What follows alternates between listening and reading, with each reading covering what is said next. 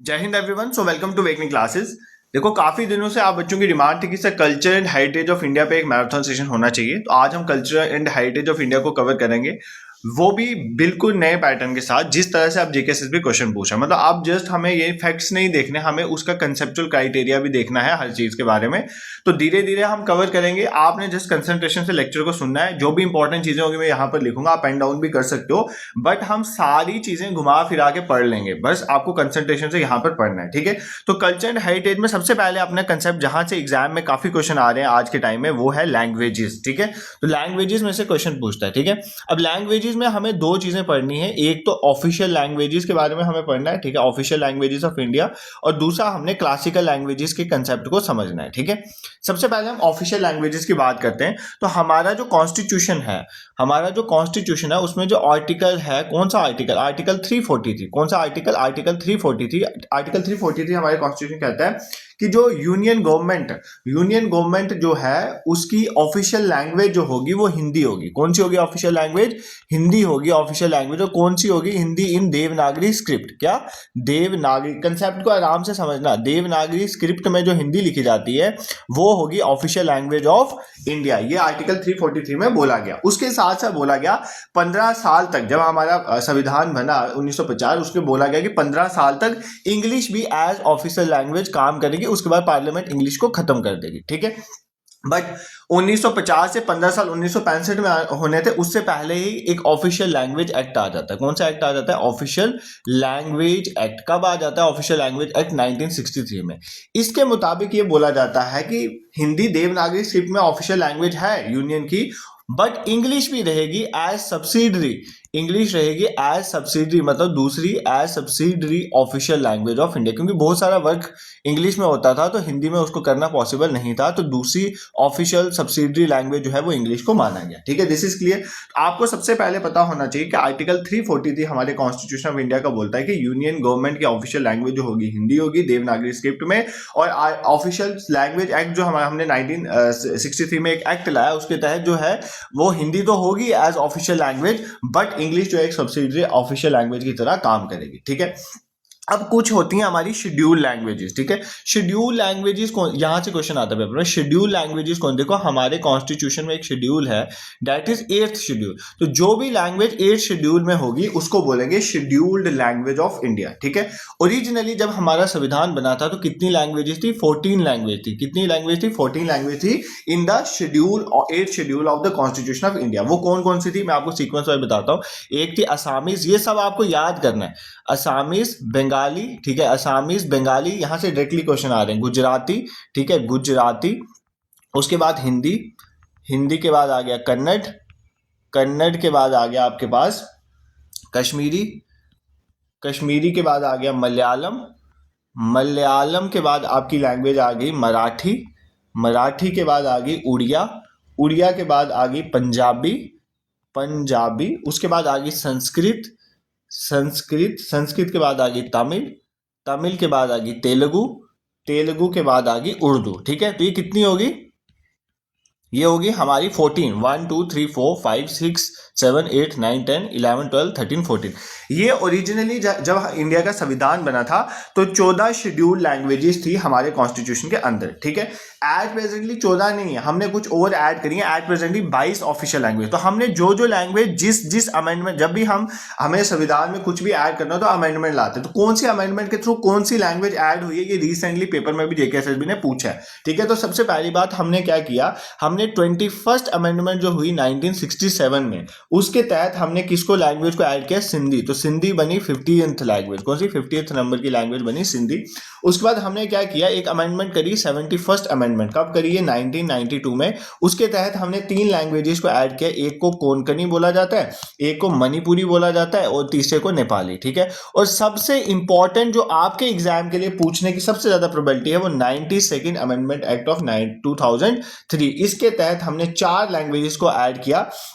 एक थी बोडो, एक थी मैथिली, एक थी डोगरी, क्योंकि यहाँ पे डोगरी आ रहा है ना, तो डोगरी भी हमारी ऑफिस इसमें आता है शेड्यूल लैंग्वेज, और संथाली, इन 4 लैंग्वेजेस को हमने ऐड किया by the amendment 92nd amendment 2003, और यही क्वेश्चन अभी जेकेएसएलवी ने पूछा था। ठीक है, तो देखो आपको क्या सबसे अभी तक हमने क्या, मेरे को कोई जल्दी नहीं है, मैं आपको पूरा समझा के जाऊंगा चाहे जितना मर्जी टाइम लगे। तो we have official languages, article 343 of the Indian constitution कहता है हिंदी जो देवनागरी स्क्रिप्ट में as the official language of India. उसके बाद ऑफिशियल लैंग्वेज एक्ट के तहत हिंदी तो रही as official language, but English as subsidiary official language. फिर शेड्यूल लैंग्वेजेस हमारी जब कॉन्स्टिट्यूशन बना था 8th शेड्यूल में 14 लैंग्वेजेस थी जिनके नाम हमने देखे, बट उसके बाद हमने 14 के साथ 8 और ऐड करी। पहले 21 अमेंडमेंट से हमने 1967 में सिंधी को ऐड किया, फिर 71st अमेंडमेंट से 1992 में कोंकणी, मणिपुरी और नेपाली को ऐड किया, और फिर 92nd अमेंडमेंट 2003 में हमने बोडो, मैथिली, डोगरी और संथाली को ऐड किया। ठीक है, दिस इज क्लियर। अगर आपको पेपर में कंफ्यूज करने के लिए स्टेटमेंट वाइज क्वेश्चन डालता है ना, तो बोलेगा हिंदी एज नेशनल लैंग्वेज। नहीं, इंडिया की कोई भी नेशनल लैंग्वेज नहीं है, no national language of India. सबसे पहले तो ये फैक्ट याद कर लो, कोई भी national language eight presently India की नहीं है। दूसरा फैक्ट आपको याद रखना है, क्या ये जो आपने 22 की 22 लैंग्वेज पढ़ी इसमें राजस्थानी पढ़ा? तो नहीं, राजस्थानी लैंग्वेज जो है वो शेड्यूल लैंग्वेज नहीं है। ठीक है, आपको अच्छी तरह से ये याद रखना पड़ेगा। क्या इन्हीं शेड्यूल लैंग्वेज में आपको इंग्लिश दिखा? नहीं, तो इंग्लिश भी आपका कोई शेड्यूल लैंग्वेज नहीं है। ठीक है, तो ये भी याद कर लेना। देखो जब स्टेटमेंट बनाता है तो ऐसे ही स्टेटमेंट घुमा फिरा के बनाता है। इंग्लिश 22 शेड्यूल लैंग्वेजेस में नहीं आता, राजस्थानी भी तुम्हें कहीं पर नहीं दिखता है। ऐसे और कोई नाम दे देगा तो आप याद रखना कि वो नहीं है। ठीक है, वो नहीं है।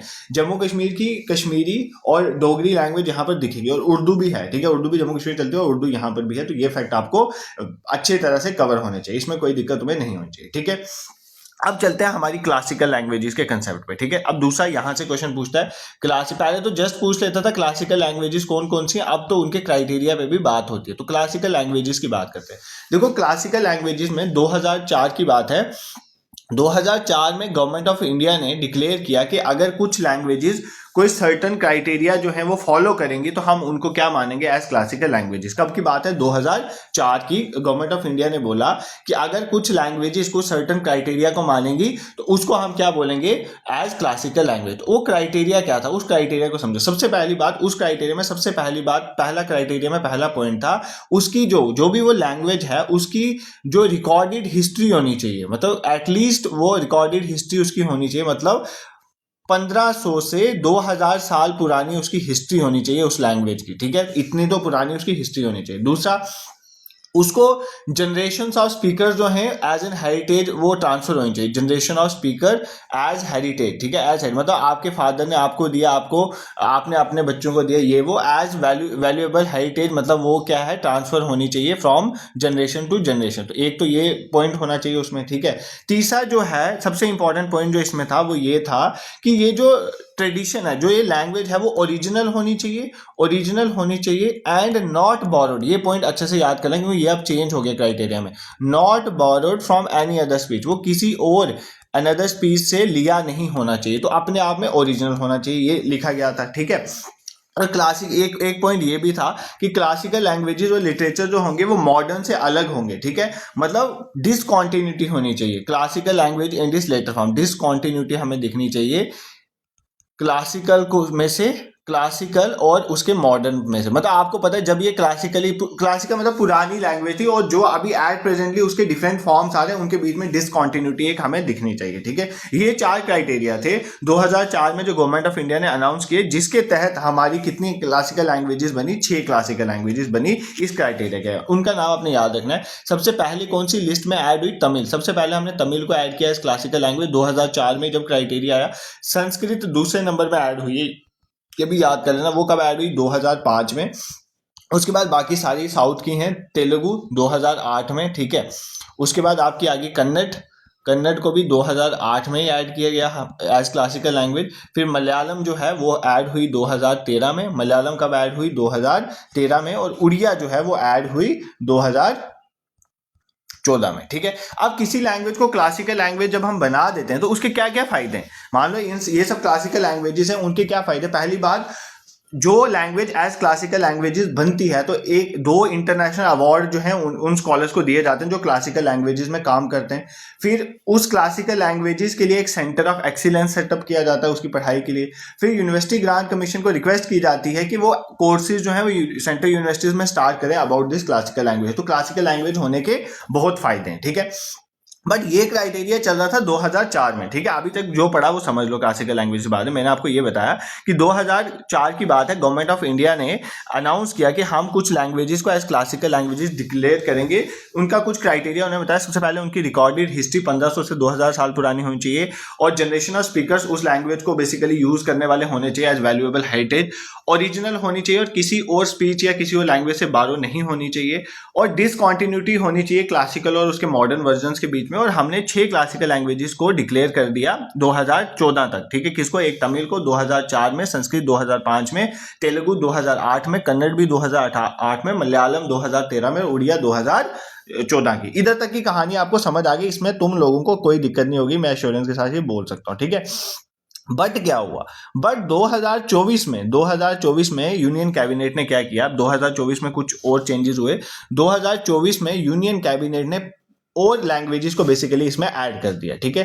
कौन कौन सी? इस 6 क्लासिकल लैंग्वेजेस को छोड़ के और लैंग्वेजेस जो ऐड की वो 5 लैंग्वेजेस ऐड की। कौन सी? एक मराठी, ये आपको अब रटना है, एक मराठी, एक पाली, ठीक है, एक प्राकृत, एक असामीज और एक बंगाली, ठीक है, असामीज और बंगाली। तो ये 5 और तो एट प्रेजेंटली आपको पूछे तो कितनी क्लासिकल लैंग्वेजेस हैं? पहले 6 थी, अब 5, तो total 11 classical languages at presently, ठीक है। अब पेपर में आपको ये नहीं पूछेगा कि मतलब बहुत कम चांस हो गया कि पूछ लेगा, उसके साथ एक स्टेटमेंट ये भी बनाएगा कि पहले और अब के क्राइटेरिया में क्या फर्क था। देखो अब देखो, अगर ये लैंग्वेजेस जो हमने 5 लैंग्वेजेस की बात करी, जो पाली है, मान लो पाली है, असामीज है, जो भी हम लैंग्वेजेस की बात करें, तो अगर ये पहले ही ये क्राइटेरिया फॉलो करते होते तो ये 2004 से अभी तक ऐड क्यों नहीं हुए? 2024 में ही 5 क्यों ऐड हुए? इसका मतलब 2024 में हमने कुछ चेंज किया। 2024 में हमने ये चेंज किया कि जो मैंने आपको एक क्राइटेरिया बताया था 2005 का, जिस क्राइटेरिया में लिखा था कि इनका ओरिजिनल लिटरेरी ट्रेडिशन होना चाहिए, not borrowed from any other speech, ठीक है। नॉट बोरोड वाला जो इसमें कॉलम था, एक इसमें क्राइटेरिया था, कौन सा? 2004 वाले में, उसको हमने चेंज कर दिया। उसको हमने चेंज करके रिप्लेस किससे किया? इसकी लाइन देखो, नॉलेज टेक्स्ट होना चाहिए, नॉलेज टेक्स्ट होना चाहिए, स्पेशली प्रोज, स्पेशली पूरी लाइन देख लो क्योंकि डायरेक्टली ये यूज होगी, prose text in addition to poetry, in addition to poetry, epigraphical and inscriptional evidence। तो मतलब यहां पर कहीं भी आपको ये जो बोरोड वाला कंसेप्ट था ना कि नॉट बोरोड होना चाहिए, ठीक है, वो काट दिया इन्होंने। तो अब क्योंकि ये लैंग्वेजेस कहीं ना कहीं से इन 6 से निकली हुई हैं, ऑलमोस्ट इनका लिंक है उनसे, तो जब हमने नॉट बोरोड वाला कंसेप्ट इसमें ऐड कर दिया, हटा दिया, तो इसका मतलब हम 5 और लैंग्वेजेस को एज क्लासिकल लैंग्वेजेस में डाल सके, ठीक है। यही मेन इस चेंजेस किया था, बाकी सारा क्राइटेरिया ऑलमोस्ट सेम था। तो एक बार वापस देख लेते हैं। सर अभी तक हम लैंग्वेजेस कवर करते हैं, लैंग्वेजेस में सर हमने ऑफिशियल लैंग्वेजेस को कवर कर लिया, सर हमने क्लासिकल लैंग्वेजेस के कंसेप्ट को भी समझा। क्लासिकल लैंग्वेजेस में सबसे पहली बात मैंने आपको बताई कि 2004 की बात है, गवर्नमेंट ऑफ इंडिया ने कुछ लैंग्वेजेस को एज क्लासिकल लैंग्वेज डिक्लेयर करने का सोचा और उसके लिए क्राइटेरिया बनाया। क्राइटेरिया में ये बोला गया सबसे पहले कि इसकी जो है एक रिकॉर्डेड हिस्ट्री होनी चाहिए, 1500 से 2000 साल की एक रिकॉर्डेड हिस्ट्री होनी चाहिए। सेकंड पॉइंट ये बोला गया जनरेशन ऑफ स्पीकर्स इसको यूज करने चाहिए एज वैल्यूएबल हेरिटेज और ओरिजिनल होना चाहिए, किसी और लैंग्वेज स्पीच से बोरो नहीं होना चाहिए और there is a discontinuity between classical and modern language. फिर हमने धीरे धीरे ऐड किया और टोटल 6 2015-16 तक ऐड हुई थी, तमिल, संस्कृत। इनकी सीक्वेंस याद करना है इसलिए मैं क्रोनोलॉजिकली बता रहा हूँ, फिर मत बोलना कि क्रोनोलॉजिकली पेपर में क्वेश्चन आते हैं सॉल्व नहीं होते। ये पूरा सेशन मतलब पूरा मॉडर्न जिस तरह से न्यू प्रैक्टिस है जेकेएसएलपी को उसके अकॉर्डिंग बनाया मैंने।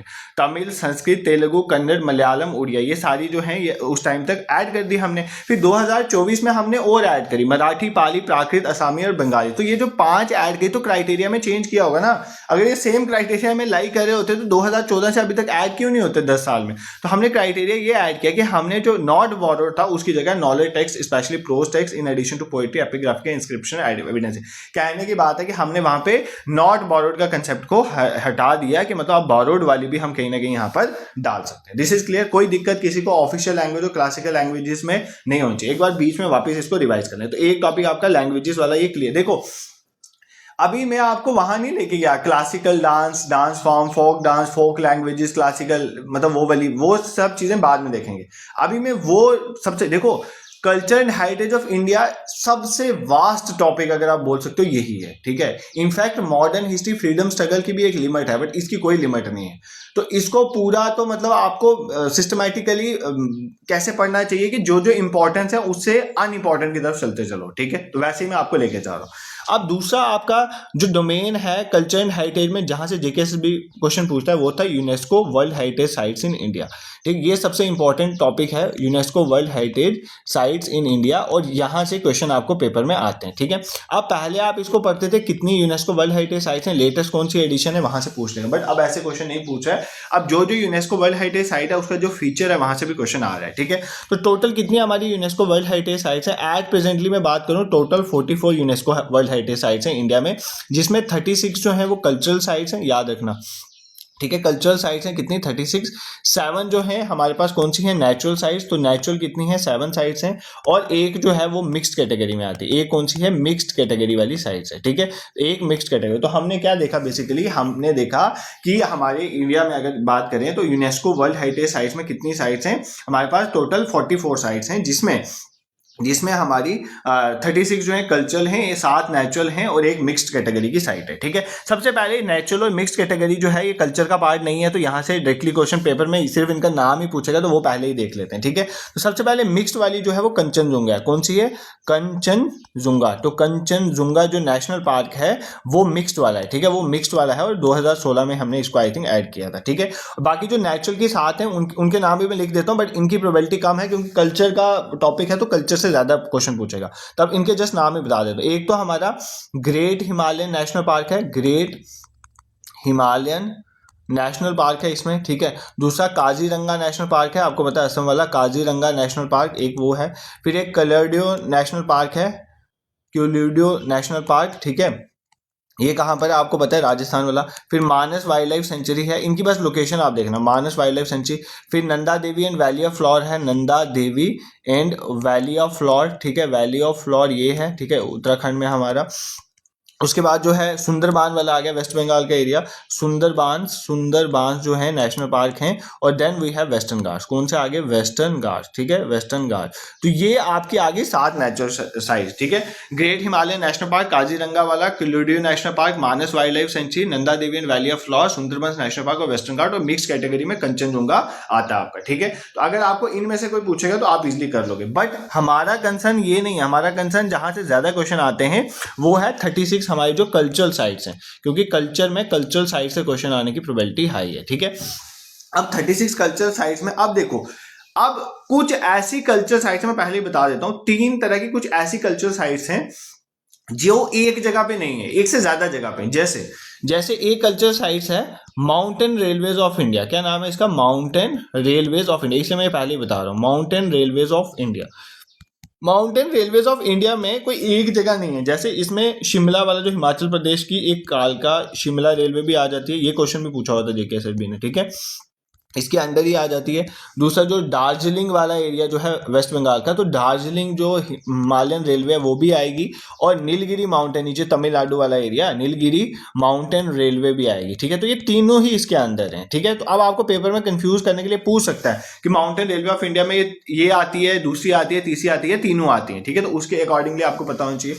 फिर दूसरा आ गया हिल फोर्ट्स, क्या हिल फोर्ट्स ऑफ राजस्थान। तो राजस्थान के जो हिल फोर्ट्स हैं, ठीक है, हिली एरिया में जो फोर्ट्स हैं, ठीक है, उसमें अब एक फोर्ट नहीं है, कोई बहुत से फोर्ट्स हैं राजस्थान में, उस डाले कौन कौन से हिल फोर्ट्स राजस्थान के इसके अंदर आते हैं, जैसे जैसलमेर का फोर्ट है, ठीक है, जैसलमेर का फोर्ट है। उसके बाद आपका रैंथमबोर का फोर्ट है, रैंथमबोर का फोर्ट। अब पूछ सकता है इनमें से, आपको ऑप्शन में दे देगा कि इनमें से कौन कौन सा आता है, तो देख लेना। गैग्रॉन का एक फोर्ट है, ठीक है, गैग्रॉन फोर्ट है। देन कुंभलगढ़ फोर्ट है, कुंभलगढ़ फोर्ट है। देन वी हैव चित्तौड़गढ़ का फोर्ट है, चित्तौड़ रानी पद्मावती वाला, ठीक है, चित्तौड़गढ़ फोर्ट। फिर अम्बेर फोर्ट, तो ये याद कर लेना, ठीक है। इसमें कुछ मैंने विजिट किया हूँ इसलिए मुझे इनके नाम थोड़े याद है। तो आप देखो, आप ये भी कल्चरल हेरिटेज साइट्स में आते हैं, बट इनके अंदर फर्दर भी इसी तरह मराठा का लैंडस्केप है, वो मैं आगे जाके पढ़ाऊंगा, वो रिसेंटली आया था, उसका इन डेप्थ देखेंगे। उस मराठा लैंडस्केप भी सिर्फ एक जगह के नहीं है, उसमें बहुत सारे मराठास के जो एरियाज हैं वो आते हैं, वो हम देखेंगे। इसी तरह माउंटेन रेलवेज ऑफ इंडिया में कालका शिमला आता है, दार्जिलिंग आता है, दार्जिलिंग वाला, और देन नीलगिरी माउंटेन रेलवेज भी आता है। और हिल फोर्ट्स जो हैं राजस्थान में, उसमें बहुत सारे फोर्ट्स आते हैं, जैसे जैसलमेर वाला, रैंथमबोर वाला, उसके बाद गैगरॉन फोर्ट आएगा, कुंभलगढ़ फोर्ट आएगा, चित्तौड़गढ़ फोर्ट आएगा, एम्बर फोर्ट आएगा, ठीक है। I hope this is clear to you. अब हम धीरे धीरे एक एक कल्चर साइट्स को कवर करते जाएंगे, ठीक है। ये मैंने जो रिपीट वाली थी वो पढ़ा दी। देखो, सबसे पहली कल्चर साइट्स की कहानी शुरू हुई 1983 में। सबसे पहले 1983 में हमने 4 जो है वो कल्चर साइट्स को ऐड किया था। उसमें सबसे पहली थी हमारी आगरा फोर्ट। कौन सी थी? आगरा फोर्ट। देखो, आगरा फोर्ट कहां पर है? सबसे पहले तो प्लेस पता होना चाहिए, यूपी में, ठीक है। किसके टाइम पे बनी?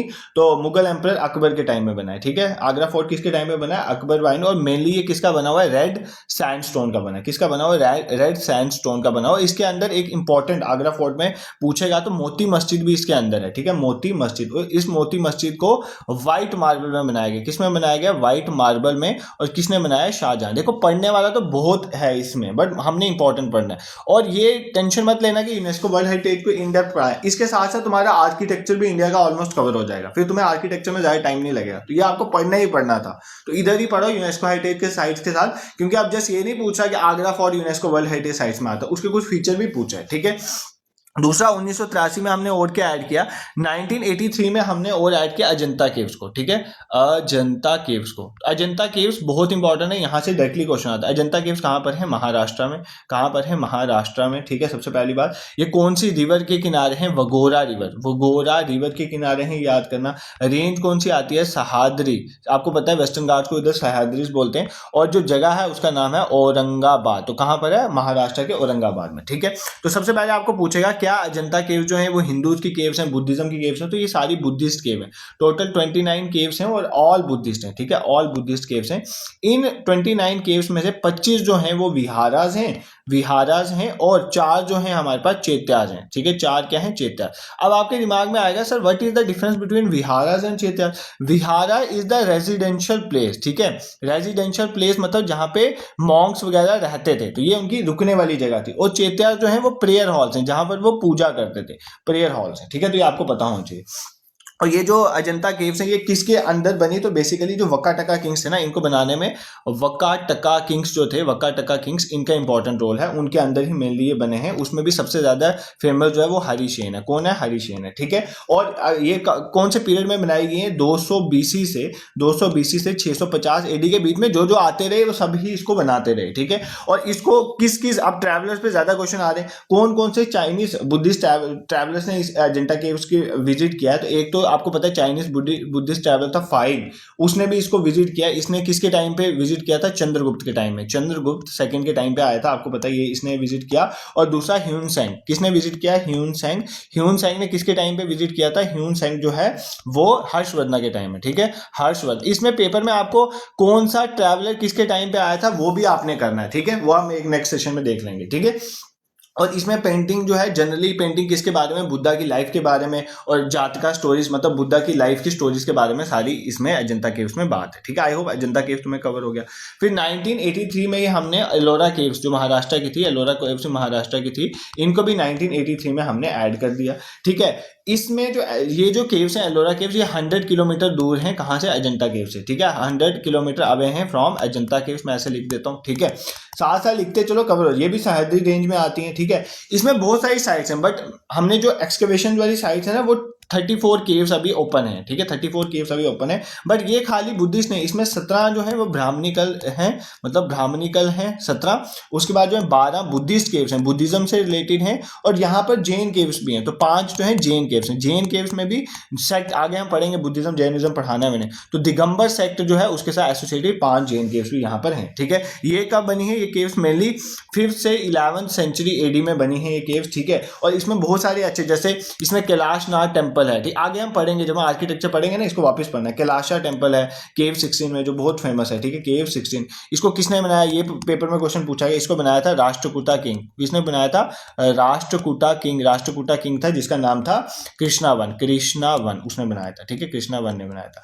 उसी तरह एक और 1983 में एक और ऐड हुई, तो 1983 में टोटल 4 ऐड हुई ना कल्चर। तो ताजमहल, ताजमहल जो है वो कहाँ पर है? यूपी में है, ये सबको पता है, ठीक है। ये किसने बनाया? शाहजहां ने बनाया। शाहजहां ने इसको किसकी याद में बनाया था? अपनी वाइफ की याद में, ठीक है, ये तो बताने की जरूरत नहीं है। क्या नाम था उसका? मुमताज महल, ठीक है, उसकी याद में बनाया था। इसको बेसिकली ये जो ताजमहल है, ताजमहल को बोला जाता है as the jewel art, as the jewel of Mughal art, jewel of Mughal art in India. किसको बोला जाता है? ताजमहल को। कौन सी रिवर के किनारे है? यमुना के किनारे है। कौन सी रिवर के किनारे? यमुना के किनारे है, ठीक है। और बहुत सारे इसे पिटराडूरा वर्क यहाँ पे किया गया है, ठीक है, पिटराडूरा वर्क, ये याद कर लेना, ठीक है।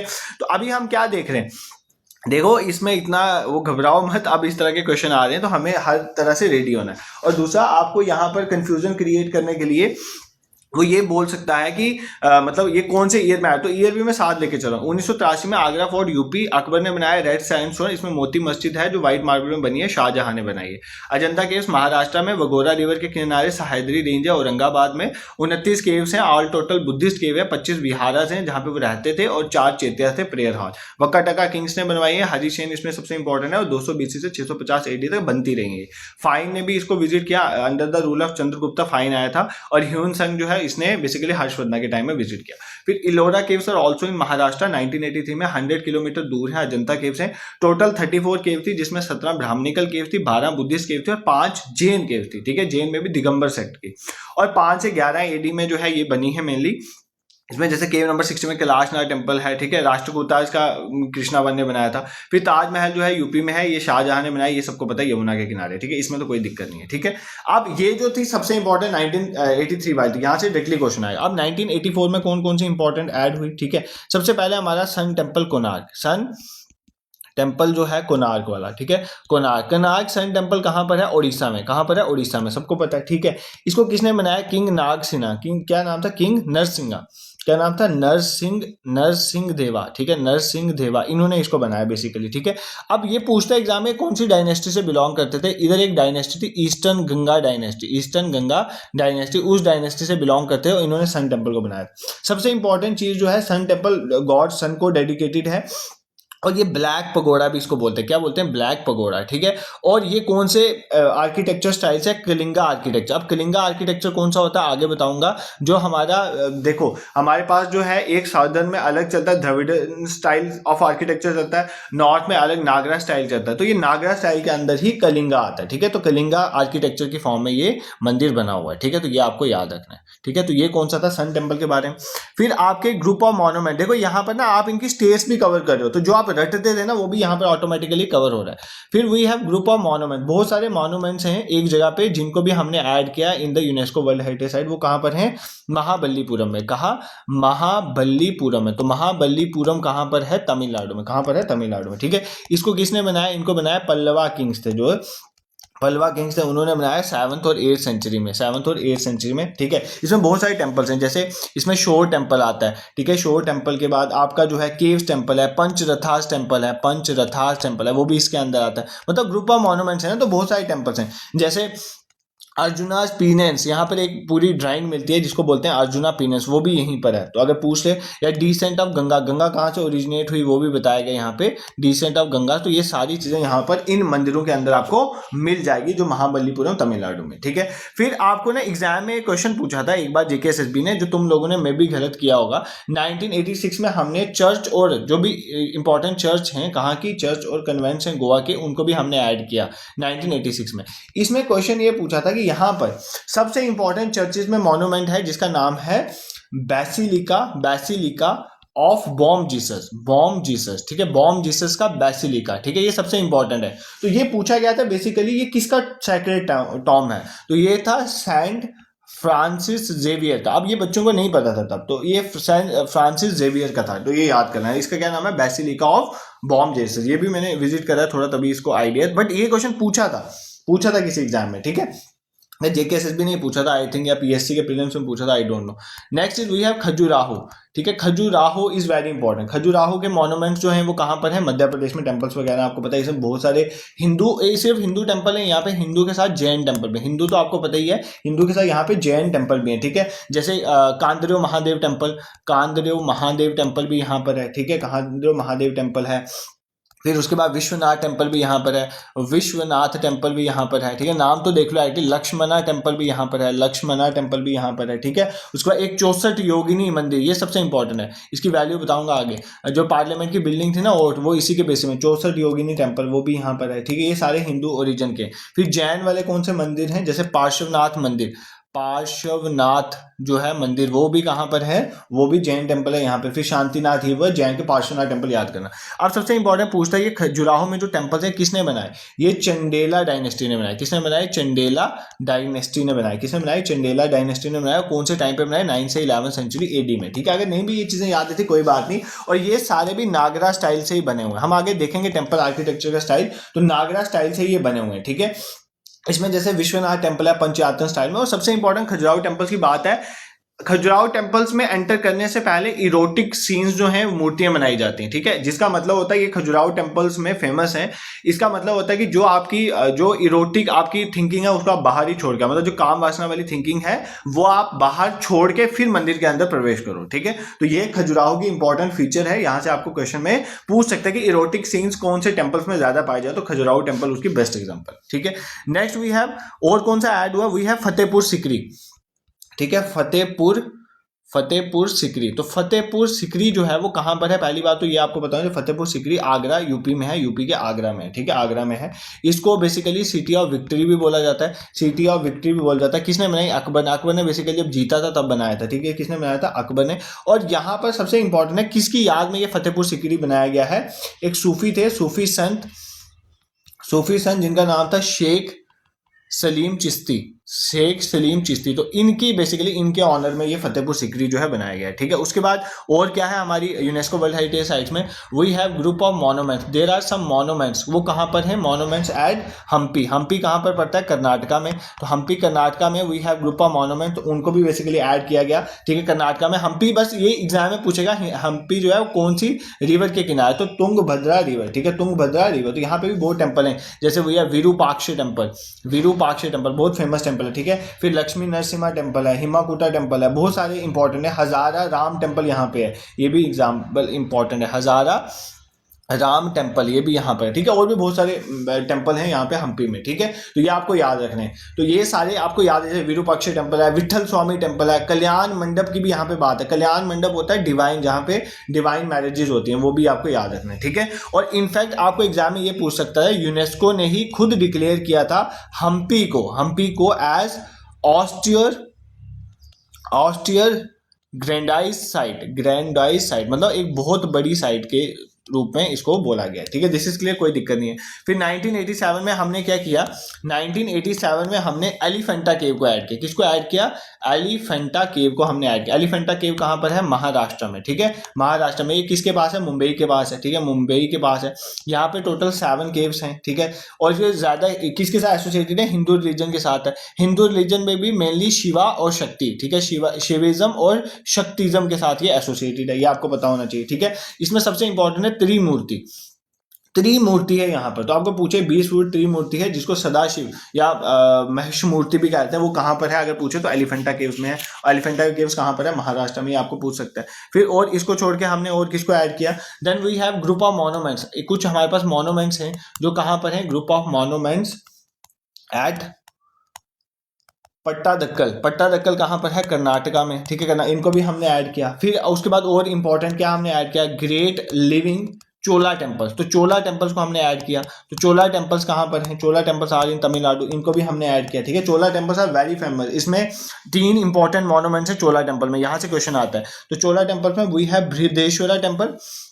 ठीक है, इसका आपने नाम सुना होगा। ठीक है, उसके बाद वी हैव ऐरावतेश्वरा टेम्पल और बृहदेश्वरा टेम्पल। ठीक है, तो ये 3 टेम्पल हैं। एक बृहदेश्वरा टेम्पल तंजौर का है, एक तंजौर में है और एक बृहदेश्वरा टेम्पल जो है वो गंगाईकोंडा चोलापुरम है।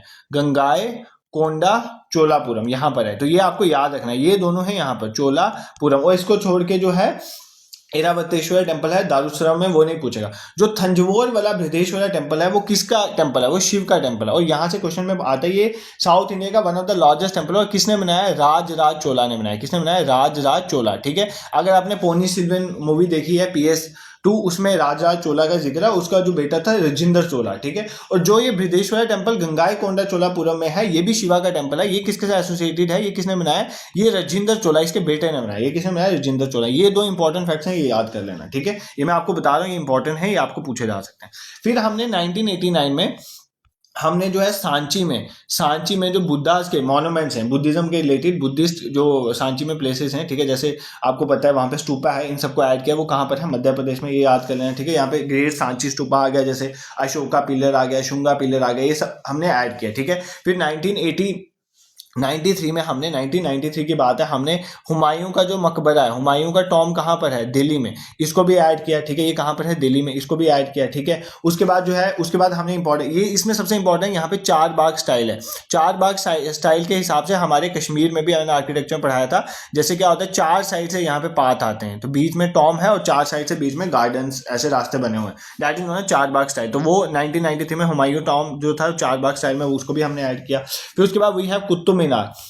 1993 में हमने कुतुब मीनार जो है उसके मॉन्यूमेंट्स को भी दिल्ली के ऐड किए, ठीक है। कुतुब मीनार जो है वो किसके नाम पे, एक सूफी संत के नाम पे रखा गया। एक सूफी संत के नाम में कुतुब मीनार का नाम रखा गया, जिसका नाम था कुतुबुद्दीन बख्तियार काकी, ठीक है। इसके नाम पे बेसिकली कुतुब मीनार का नाम रखा गया, ठीक है। ये रेड सैंडस्टोन में बना, दिल्ली में ज़्यादातर रेड सैंडस्टोन का यूज हुआ था, जो मुगल्स ने किया था, ठीक है। इसकी कंस्ट्रक्शन में इसको स्टार्ट किया था बाय कुतुबुद्दीन ऐबक ने। किसने स्टार्ट किया था, कुतुबुद्दीन ऐबक ने। सर इतना कैसे यार, मैं रिवाइज कराऊंगा, don't worry about it, but एक बार समझ लो, ठीक है।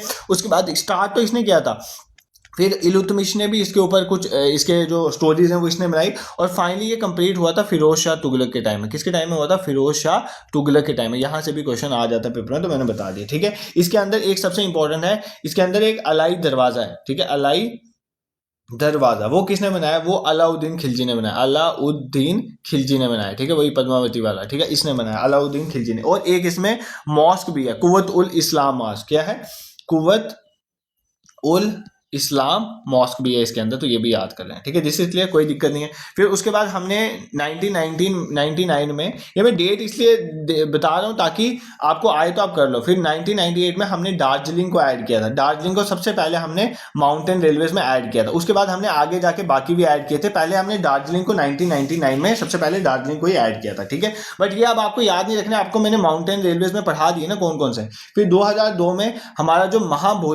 महाबोधि जो टेम्पल है, महाबोधि टेम्पल कहाँ पर है, एग्जाम में पूछ सकते हैं, तो कहाँ पर है, बोध गया में। बोध गया इज इन बिहार, बोध गया बिहार में। ये कौन सी जगह है, ये वही जगह है जहां पर बेसिकली इनलाइटमेंट मिला था बुद्धा को, ठीक है। इनलाइटमेंट मिला था सिद्धार्थ को, और वो गौतम बुद्धा बने थे, ठीक है। फिर 2003 में हमने जो भीमबेडका में हमारी पेंटिंग्स हैं, भीमबेडका में रॉक शेल्टर पेंटिंग्स हैं भीमबेडका में, उसको हमने ऐड किया। कहाँ पर है, मध्य प्रदेश में, ठीक है। तो जो मेसोलिथिक टाइम की हमारी और या अपर पैलेयोलिथिक टाइम की पेंटिंग्स हैं भीमबेडका की, उनको 2003 में हमने ऐड किया था, ये आपको पता होना चाहिए। फिर 2004 में हमने CST छत्रपति शिवाजी टर्मिनल, जो अभी रेलवे स्टेशन है, उसको हमने ऐड किया था। और ये पूछता है इसको बनाया किसने था, एक ब्रिटिश आर्किटेक्ट था जिसका नाम था FW स्टीवंस, एक ब्रिटिश आर्किटेक्ट था, इसने जो है बनाया था इसको, तो ये याद कर लेना, ठीक है। फिर उसके बाद 2004 में ही हमने एक चंपानेर, किसको ऐड किया, एज चंपानेर पावागढ़ जो है आर्कियोलॉजिकल पार्क है, एक आर्कियोलॉजिकल पार्क है, इसको हमने ऐड किया। और ये कहाँ पर है, गुजरात में। कहाँ पर है, गुजरात में, ठीक है। फिर उसके बाद हमने क्या इंपॉर्टेंट किया, 2007 में हमने रेड फोर्ट कम्प्लेक्स को ऐड किया। जो हमारा रेड फोर्ट कम्प्लेक्स है, इस पूरे कम्प्लेक्स को ही हमने 2007 में ऐड कर दिया, ठीक है। इसको किसने बनाया था, रेड फोर्ट कम्प्लेक्स को शाहजहां ने, आपको पता है ना, शाहजहां ने बनाया था। और इसको माना जाता है as the last zenith of Mughal creativity, ठीक है। उसके बाद 2010 में हमने जंतर मंतर को ऐड किया। किसको ऐड किया, जंतर मंतर। बट कौन सा जंतर मंतर, जंतर मंतर ऑफ जयपुर राजस्थान में जंतर मंतर। सिर्फ जंतर मंतर जयपुर राजस्थान में, जंतर मंतर बहुत सारी जगहों पे है। तो ये किसने बेसिकली जंतर मंतर बनाए थे, राजपूत किंग था जिसका नाम था सवाई जय सिंह, इसको एस्ट्रोनॉमी का बहुत शौक था, तो इसलिए उसने बनाया था। ठीक है, तो जय सिंह ने बनाया था, और एस्ट्रोनॉमिकल जो भी पोजीशन है वो देखने के लिए एक डाई से उसने बनाया था।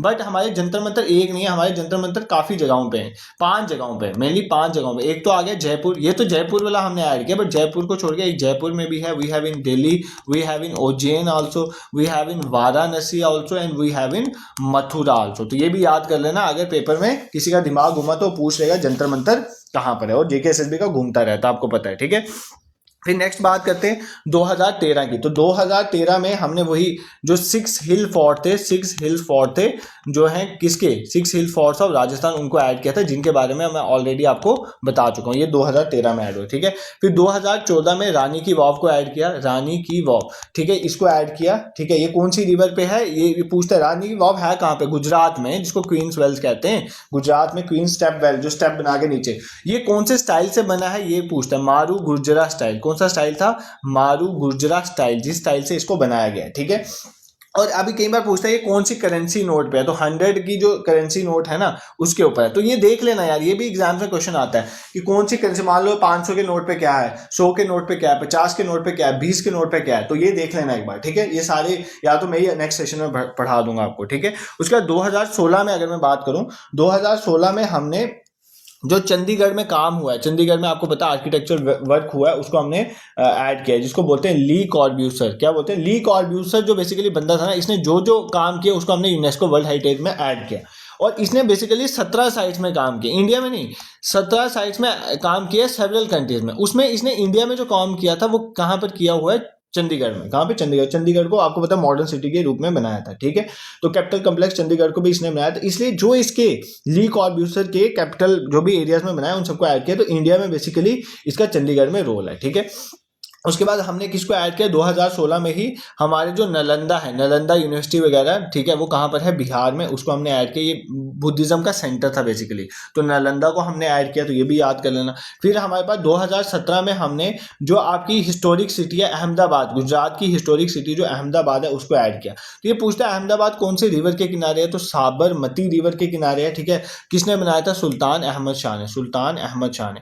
देखो भाई, कंफ्यूज करने के लिए कुछ भी पूछ लेगा यूनेस्को वर्ल्ड हेरिटेज साइट में, तो थोड़ा बहुत आइडिया तो लेके चलो, ताकि कुछ आपने पढ़ा और कुछ ऑप्शंस एलिमिनेशन में समझाऊंगा तो आप कर लोगे। ठीक है, उसके बाद 2018 में हमारा जो मुंबई की जगह है, जैसे विक्टोरियन गॉथिक है, विक्टोरियन गॉथिक, इसको हमने ऐड किया। ठीक है, विक्टोरियन गॉथिक है, और कहाँ पर है ये, मुंबई में। कहाँ पर है, मुंबई में। ठीक है, इसको हमने ऐड किया। फिर 2019 में हमने जो हमारी पिंक सिटी है, दैट इज जयपुर, तो जयपुर सिटी जिसको हम पिंक सिटी कहते हैं, उसको हमने ऐड किया। वो कहाँ पर है, राजस्थान में। ठीक है, 2019 तक पहुंच गए, डोंट वरी, अब थोड़ा ही टाइम रह गया। ठीक है, ये भी किसके टाइम पे ही बनी थी, सवाई जय सिंह, सवाई जय सिंह 2 के टाइम पे ही बेसिकली जो है पिंक सिटी बनी थी जयपुर की। ठीक है, तो ये कब हमने ऐड किया, 2019 में। ठीक है, इसमें बहुत सारे मंदिर हैं, जैसे गोविंद देव टेम्पल है, वी हैव हवा महल यहाँ पे। ठीक है, सिटी पैलेस है, जंतर मंतर है यहाँ पे, ये सारा यहाँ पे।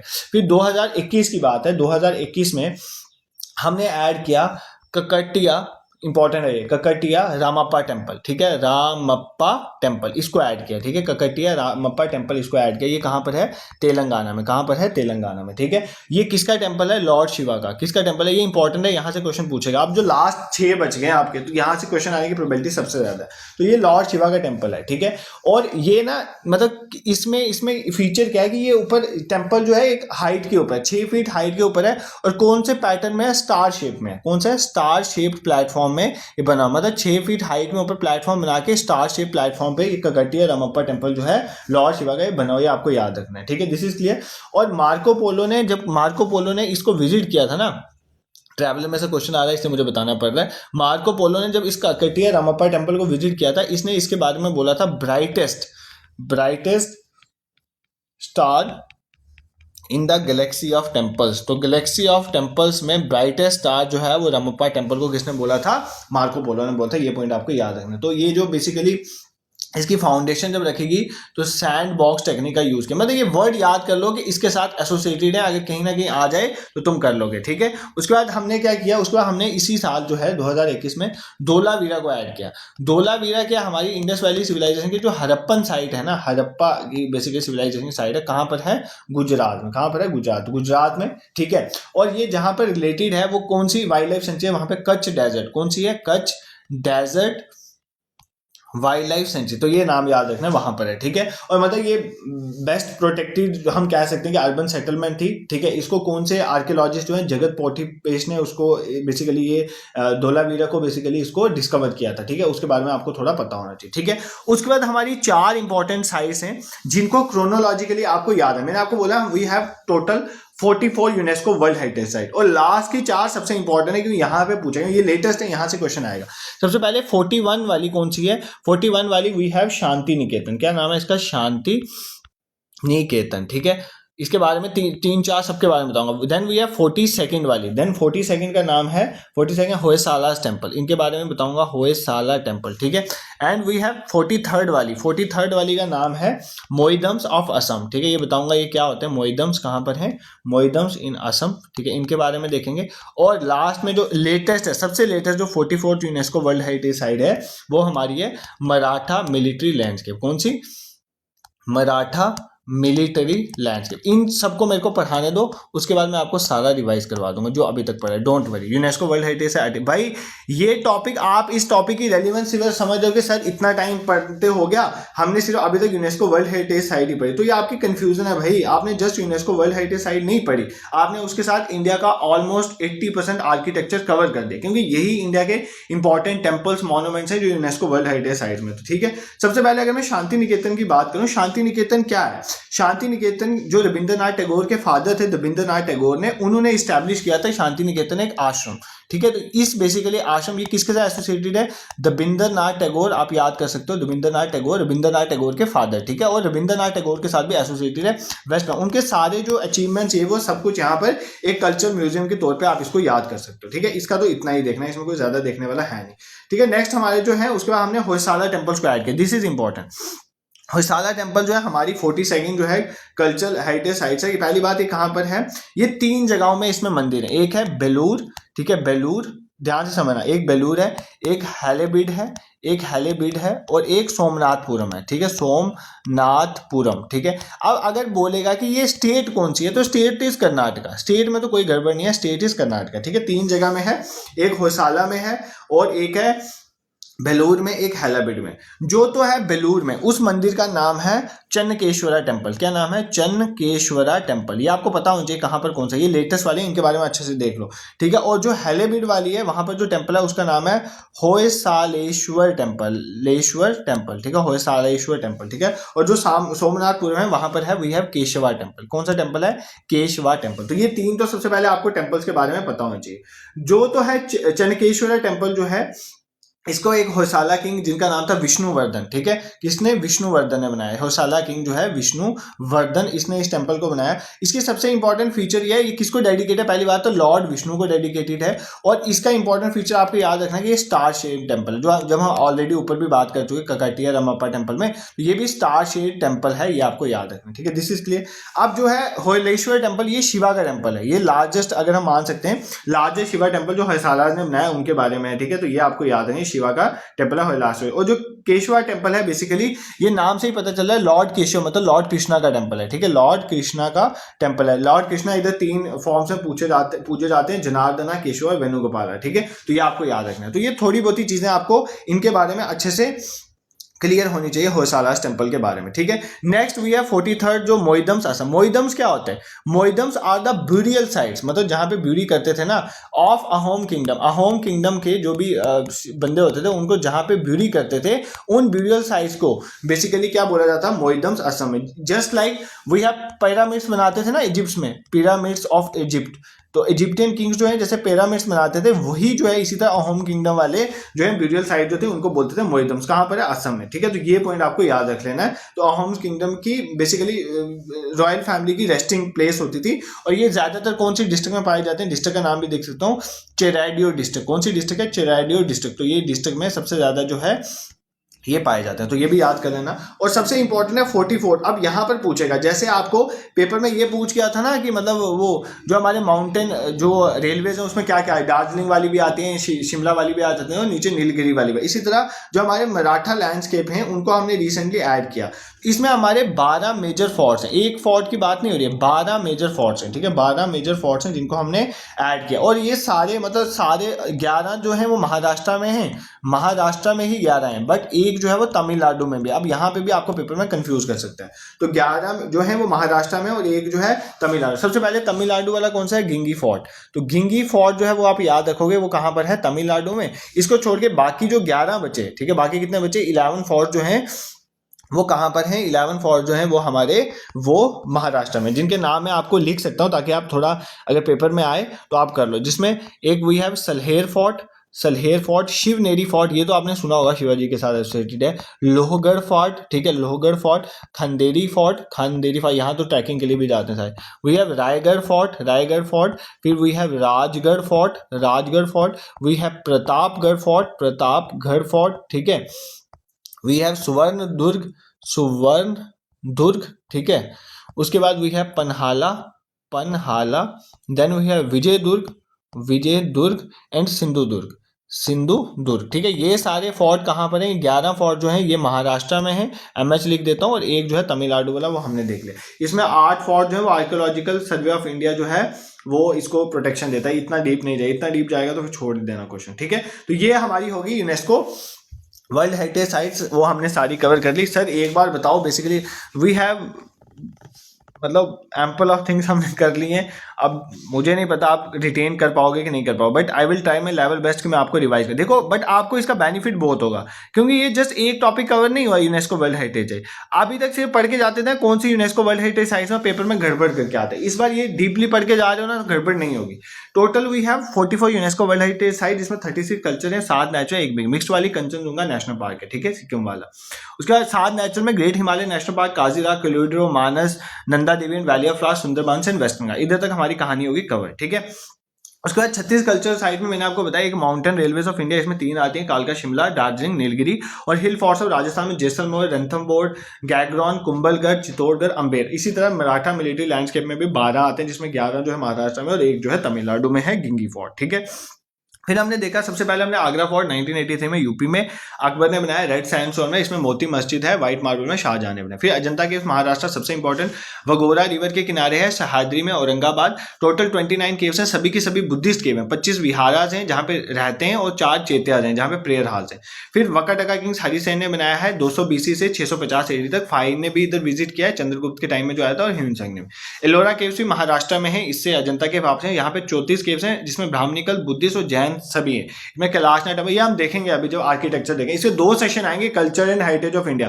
एक सेशन में कंप्लीट होने वाला नहीं है, ठीक है, ऐसी उड़ाने वाली बात है, बट कंप्लीट नहीं हो सकता। दूसरे सेशन में भी करेंगे। इसमें आज ही बहुत कुछ पढ़ना है, वो भी जो मैंने आज टारगेट बनाया था दिमाग में वही कंप्लीट हो जाए। 5-6 चीजें टारगेट, तो उसमें अभी दूसरी है ये। फिर then we have Taj Mahal, UP में शाहजहां, भाई मुमताज महल, इसको छोड़ो। फिर 1984 में सन टेम्पल, कोणार्क, ओडिशा वाला, king Narasimha Deva, eastern Ganga dynasty, black pagoda कहते हैं। Kalinga architecture which is a part of Nagara style, हम देखेंगे आगे आर्किटेक्चर का जब नेक्स्ट सेशन पढ़ेंगे। मॉन्यूमेंट्स है, महाबलीपुरम तमिलनाडु में, Pallava king 7th and 8th century, shore temple है महाबलीपुरम तमिलनाडु में, ये आप याद कर लेना। फिर चर्च में बेसिलिका ऑफ बॉम जीसस सबसे बड़ी चर्च, और सेंट फ्रांसिस जेवियर का टॉम है ये। खजुराहो टेम्पल हिंदू और जैन के, कांद्रे महादेव, विश्वनाथ लक्ष्मणा टेम्पल, और यहाँ पे जैन के भी जैसे पार्श्वनाथ टेम्पल, और चंदेला डायनेस्टी ने बनाया। और यहाँ पर आपके इरोटिक सीन्स वाला याद रखना। फतेहपुर सीकरी यूपी आगरा में, इसको सिटी ऑफ विक्ट्री भी कहा जाता है, और सुफिशिएंट सलीम अली चिश्ती की याद पे। Group of monuments Hampi Karnataka में, तुंगभद्रा रिवर के किनारे, विरूपाक्ष टेम्पल हजारा, और यूनेस्को ने इसको ऑस्ट्रिक ग्रैंडोइज साइट भी बोला है। फिर अजंता केव्स महाराष्ट्र की हैं, इसमें 7 केव्स हैं, हिंदू में शिविज्म और शक्ति, और त्रिमूर्ति है यहाँ पे, महिष मूर्ति भी जिसे कहते हैं। फिर पकड़दक्कल कर्नाटका में ग्रुप ऑफ मॉन्यूमेंट्स हैं, चोला के टेम्पल्स हैं, जैसे बृहदेश्वरा टेम्पल, तंजौर वाला, राजराज चोला, और गंगाईकोंडा चोलापुरम, राजेंद्र चोला, ये पूछेगा। फिर सांची में जो सांची स्तूपा है, फिर जैसे अशोका एडिक्ट है उसके बारे में पढ़ेंगे, तो वो भी वहां पर है, ठीक है। हुमायूं टॉम जो है 4 बाग स्टाइल में है, वो भी है। कुतुब मीनार जो है सुफीसन कुतुबुद्दीन बख्तियार की याद में कुतुबुद्दीन ऐबक ने बनाया था। इल्तुतमिश ने भी इस पे काम किया, फिरोज शाह तुगलक के टाइम में कंप्लीट हुआ। अलाई दरवाजा अलाउद्दीन और कुबैतुल इस्लाम मॉस्क भी है यहाँ। फिर ये माउंटेन हमने देख लिए। फिर 2002 में हमने महाबोधि टेम्पल जो है वो बोधगया बिहार, जहाँ पे बुद्धा को इनलाइटनमेंट मिली थी। और 2003 में भिम्बेटका मध्य प्रदेश। 2004 में छत्रपति शिवाजी टर्मिनस, जिसको FW स्टीव्स ने बनाया था। फिर चंपने पावरगढ़ आर्कियोलॉजिकल पार्क गुजरात में है। रेड फोर्ट कम्प्लेक्स जो है शाहजहां ने बनाया। फिर जंतर मंतर जयपुर वाला सवाई जहां पर 5 जगह में जंतर मंतर वो हमने देखे। फिर 6 हिल्स वो हम ऑलरेडी कवर कर चुके हैं। रानी की वाव जो है गुजरात में, मारू गुजरात स्टाइल में, और 100 की करेंसी में। आपने सारे देखने कहाँ पे कौन से है। फिर चंडीगढ़ में जो ली कॉर्बसिस ने 17 साइट्स पे बनाया, बट इंडिया में सिर्फ चंडीगढ़ में। नालंदा बिहार, अहमदाबाद साबरमती आश्रम, साबरमती रिवर के किनारे सुल्तान अहमद शाह ने बनाया अहमदाबाद सिटी को। विक्टोरिया गोथिक जो है मुंबई वाला, जयपुर सिटी राजस्थान की। फिर ककटिया रमप्पा टेम्पल तेलंगाना में, लॉर्ड शिवा का है सैंडवॉक टेक्निक और स्टारशिप प्लेटफॉर्म पे है। मार्को पोलो ने इसको बोलता है brightest star in the Galaxy temple, ये याद कर लें। धोलावीरा जो है हड़प्पा गुजरात में, Kutch desert wild life sanctuary, और 41 जो है हमारी शांति निकेतन जो आश्रम है रविंद्रनाथ टैगोर वेस्ट बंगाल। 42 होसालास टेम्पल कर्नाटक में। बेलूर में हेलेबिट सोमनाथपुरम, बेलूर में जो है उसका नाम है चन्नकेश्वरा, विष्णु भगवान से एसोसिएट स्टार शेप्ड है। और हेलेबिट होलेश्वरा ये शिवा का टेम्पल है, और केशवा जो है लॉर्ड कृष्ण का सोमनाथपुरम है। 43 में मोहिदम्स असम में, ब्यूरेला अहोम किंगडम की जैसे पिरामिड्स ऑफ इजिप्ट हैं। चिरोडिया डिस्ट्रिक्ट आपने यहाँ। 44 जो है मराठा मिलिट्री लैंडस्केप, जिसमें 11 महाराष्ट्र में और 1 तमिलनाडु में गिंगे फोर्ट। 11 में सलहेर, शिवनेरी, लोहगढ़, खंडेरी, रायगढ़, राजगढ़, प्रतापगढ़, सुवर्णदुर्ग, पन्हाला, विजयदुर्ग, सुंदुर्ग। अब इनके नाम, सिंधुदुर्ग, इनके नाम देख लोगे ना, एक बार पेपर में आएगा तो कर लोगे। I hope this is clear to you. अगर आपको यहाँ तक सेशन पसंद आया, it hardly takes a second to subscribe this YouTube channel. थोड़ी एक ना सपोर्ट मिल जाती है जो पढ़ा रहा होता है, तो कर लो सभी सब्सक्राइब अगर पसंद आ रहा है। अगर नहीं आ रहा है, और ऐसा मत बोलो यार मैं बहुत ज्यादा पढ़ा रहा हूँ दिस दैट। अब आ रहे क्वेश्चन इस तरह के, अगर तुम्हें मैंने आर्ट एंड कल्चर में जैसे यही बताना है कौन सी प्लेस कहाँ पर है, और वो क्वेश्चन तुम्हें से निकले ना पेपर में, क्वेश्चन नहीं बने, तो क्या फायदा मेरा पढ़ाने का। मैंने अपना टाइम वेस्ट किया और आपका भी वेस्ट किया, वैसा मेरा है नहीं है। तो इसको 2 सेशन में कवर करेंगे। अभी तो पढ़ेगा आधा घंटा, और उसके बाद 1 सेशन और इसमें लगाएंगे। जो जो चीजें रहेगी, जैसे आर्किटेक्चर रह जाएगा, फिर क्लासिकल डांसेस, फोक डांसेस, ये वो जहां से क्वेश्चन पेपर में आते हैं वो भी हम कवर कर लेंगे। देखो अब पेपर में कहां कहां से और क्वेश्चन आता है। एक यूनेस्को जो हमने यूनेस्को जो है वो पढ़ लिया। सबसे पहले यूनेस्को का हमने एक पढ़ लिया, वर्ल्ड हेरिटेज है। एक यूनेस्को और लिस्ट निकालता है, ठीक है, उसका नाम है यूनेस्को लिस्ट ऑफ इंटेंजिबल मतलब जिसको आप छू नहीं सकते, cultural heritage of humanity, cultural heritage. तो इस लिस्ट में इंडिया की कौन कौन सी जगह है, कौन कौन से, मतलब जगह नहीं बोल सकते, इंटेंजिबल साइड, कौन कौन के थिएटर फॉर्म है या कुछ भी है, उनको आपको पता होना चाहिए। तो टोटल इस time UNESCO list of intangible cultural heritage में इंडिया की 16 है, ठीक है। इसमें कौन कौन है, उनकी प्लेसेस क्या है, बस इतना याद कर लो तो पेपर में काम आ जाएगा। सबसे पहले हमने 2008 की बात है, 2008 में हमने ऐड किया था किसको, कोडियट्टम को, कोडियट्टम। अब ये क्या है कोडियट्टम, ये संस्कृत का एक थिएटर है, बेसिकली संस्कृत थिएटर है। कहाँ पे है, केरला में। कहाँ पर है, केरला में। तो इसको याद कर लें, कहाँ पर है, केरला में, ठीक है। ये एक चक्यूर, एक सब कास्ट है हिंदूज में, ये बेसिकली इसको परफॉर्म करते हैं, ठीक है।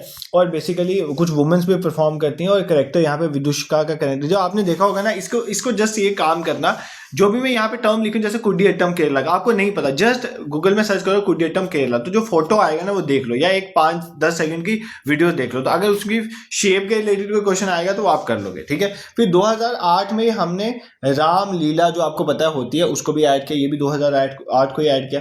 फिर जो वैदिक चांटिंग होती है, वेदास की जो चांटिंग की जाती है बिना रुके, ओरल चांटिंग जो है, वेदास की वैदिक चांटिंग जो है, उसको भी हमने 2008 में ऐड किया गया।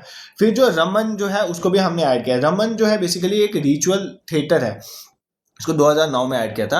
एक रिचुअलिक थिएटर है रमन जो है, ये कहाँ पर बेसिकली गाया जाता है, गढ़वाल रीजन कहाँ का, गढ़वाल रीजन जो है वो कहाँ पे है, उत्तराखंड में, ठीक है, यूके लिख रहा हूँ। रमन क्या है, बेसिकली एक थिएटर फॉर्म है, रिचुअलिस्ट थिएटर फॉर्म से, बस ये याद कर लेना, ठीक है। इसको हमने ऐड किया। फिर 2010 में हमने ऐड किया मुदियट्टी को। मुदियट्टी भी एक तरह का, मुदियट्टी क्या है, ये भी एक तरह, मुदियट्टू जिसे कहते हैं, एक रिचुअल थिएटर है। ये कहाँ का है, केरला का, ठीक है। इसमें बेसिकली ये एग्जाम में क्वेश्चन पूछ सकता है। इसमें क्या होता है, ये बेसिकली एक मिथोलॉजिकल कहानी है। एक बैटल हुआ था गॉडेस काली और एक डेमन था जिसका नाम था, डेमन का नाम था दारिका। इनके बीच में जो बेसिकली वॉर हुई थी, ठीक है, उसके बारे में बेसिकली यहाँ पे बताया गया मुदियट्टा में, इसको भी ऐड किया गया। फिर इंपॉर्टेंट है 2010 में ही हमने, 2010 की बात हो रही, 2010 में ही हमने कौन सा ऐड किया, कलबेलिया जो है, ये क्या है, कलबेलिया एक ट्राइब है राजस्थान की। इनका जो डांस है ना, कलबेलिया डांस जो है राजस्थान की, जो कलबेलिया ट्राइब करते हैं, वो जैसे एक सपेरा वो बजाता है और सांप ऐसे झूमता रहता है ना, तो वो उसी की तरह में डांस फॉर्म परफॉर्म करते हैं। तो कलबेलिया डांस जो है वो राजस्थान का, इसको भी एज जो है इंटेंजिबल कल्चर साइट में ऐड किया।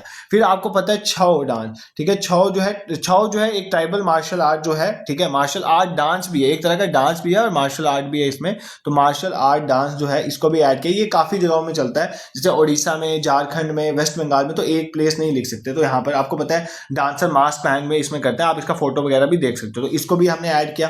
फिर जो हमारा लद्दाख का एरिया था वहां पे बुद्धिस्ट चांटिंग जो थी, ठीक है, बुद्धिस्ट चांटिंग जो है लद्दाख में जो बुद्धिस्ट जो मंत्रास वगैरह चांट किए जाते हैं, तो उसको बेसिकली उसको भी ऐड किया गया। कब ऐड किया गया? 2012 में। कब किया गया? 2012 में। तो ये भी आपने याद रखना है लद्दाख एरिया में। फिर वी हैव उसके बाद हमने किसको ऐड किया? वी हैव संकीर्तन, ठीक है, संकीर्तन। देखो मणिपुर का जो एरिया है ना, वहां पर भक्तिज्म काफी चलती है। 2013 में इसको ऐड किया गया था। तो जब हम मणिपुर में जो आर्ट फॉर्म है उनका, उसमें बेसिकली सिंगिंग होती है, ड्रमिंग होती है, डांसिंग होती है, सारा मिलके करते हैं बेसिकली। तो उसको बेसिकली बोलते हैं संकीर्तन, मतलब मिलके कीर्तन करना, ठीक है। ये बेसिकली जो मणिपुर में वैष्णवेट है ना, वैष्णवेट है वो करते हैं। ज्यादातर वैष्णवेट्स में जो भक्ति मूवमेंट है वो एसोसिएटेड लॉर्ड कृष्णा के साथ, तो कृष्णा के लिए जो बेसिकली ये गाते हैं, तो वो इसमें बताया हुआ है। तो ये आप याद रखना। संकीर्तन भी एक तरह का हमारा यूनेस्को की इंटेंजिबल कल्चरल हेरिटेज में आता है, ठीक है। उसके बाद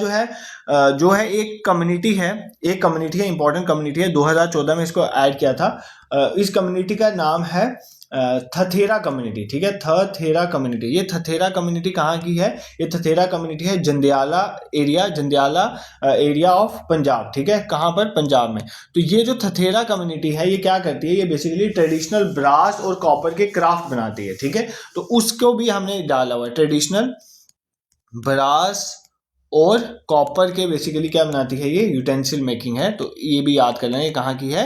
ये पंजाब की, ठीक है, पंजाब की, आप याद रखो। इसको भी हमने ऐड किया। फिर 2016 में हमने नौरोज को ऐड किया, ठीक है। नौरोज क्या होता है? Nowruz new year for the Parsis. तो नौरोज को हमने 2016 में ऐड किया। फिर 2016 में हमने योगा को भी ऐड किया। योगा के बारे में आपको सबको पता है, ठीक है, जिसे हम मेडिटेशन वगैरह करते हैं। देन फिर 2017 में हमने कुंभ मेला को ऐड किया, ठीक है। किसको ऐड किया? 2017 में कुंभ मेला को 2017 में ऐड किया।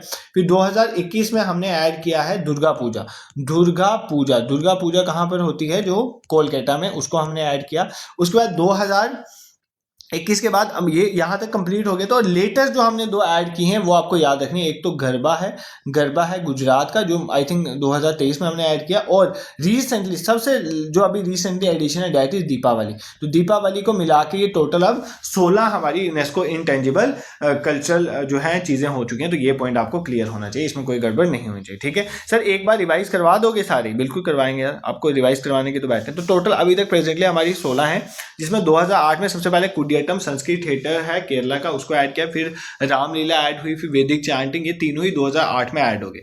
फिर 2009 में रमन गढ़वाल रीजन में जो है उसको हमने ऐड किया, एक थिएटर फॉर्म है। फिर 2010 में मुडियट्टू जो है एक थिएटर फॉर्म है केरला का, उसको ऐड किया, जिसमें गॉडेस कॉली डायमन दारिका को मारती ये कहानी है। फिर कलबेलिया राजस्थान को हमने डांस फॉर्म जो था वो ऐड किया। छऊ जो मार्शल आर्ट डांस फॉर्म हमने जो है वो ऐड किया, ठीक है, वो भी। और छऊ काफ़ी जगहों में चलता है, जैसे उड़ीसा में है, we have Jharkhand, West Bengal, Madhya Pradesh, यहाँ भी चलता है। फिर लद्दाख में बुद्धिस्ट चैंटिंग 2012 हमने ऐड किया। फिर संकीर्तन जो है मिलके सारे कीर्तन करते हैं, तो वो हमने मणिपुर का वैष्णवाइट लॉर्ड कृष्ण का एसोसिएट वो ऐड किया। फिर 2014 में थथेरा कम्युनिटी जो है, जो basically traditional brass and copper utensil, उसको ऐड किया। 2016 में नौरोज और योगा को ऐड किया। 2017 में कुंभ मेला, 2021 दुर्गा पूजा कोलकाता, और लेटेस्ट हमने गरबा और गुजरात और दीपावली ऐड किया। पहले गरबा ऐड हुआ फिर दीपावली। आपके लिए क्वेश्चन है, मुझे बताओगे गरबा कब ऐड हुआ, दीपावली कब ऐड हुआ, ठीक है। This is clear.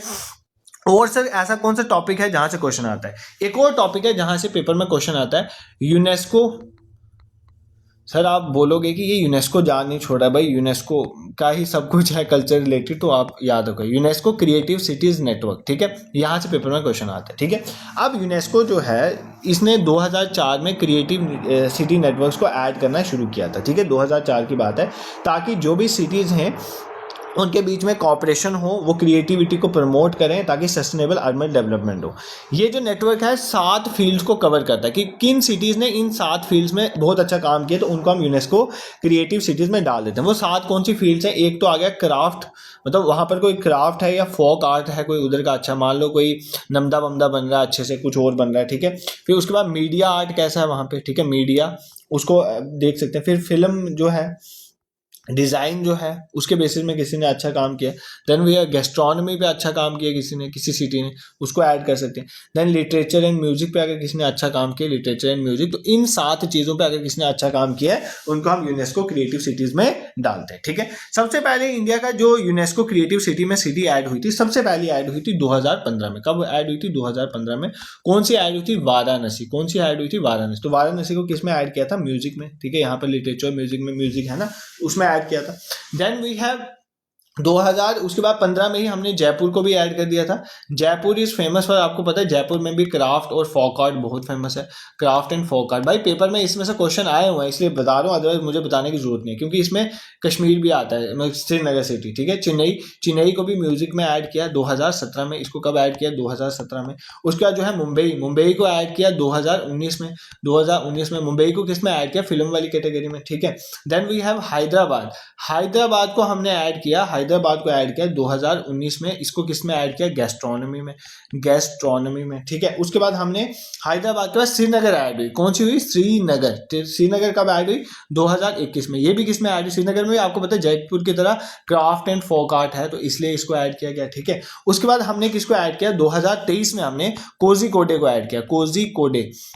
इसको हमने 2023 में ऐड किया गया। किसके लिए ऐड किया गया? लिटरेचर के लिए ऐड किया गया, ठीक है। उसके बाद ग्वालियर को हमने ऐड किया गया, ग्वालियर को भी हमने 2023 में ऐड किया गया। ग्वालियर को म्यूजिक की कैटेगरी में ऐड किया गया। और मोस्ट रिसेंट लखनऊ को भी हमने ऐड किया गया 2025 में in the field of gastronomy. किसमें? गैस्ट्रोनॉमी।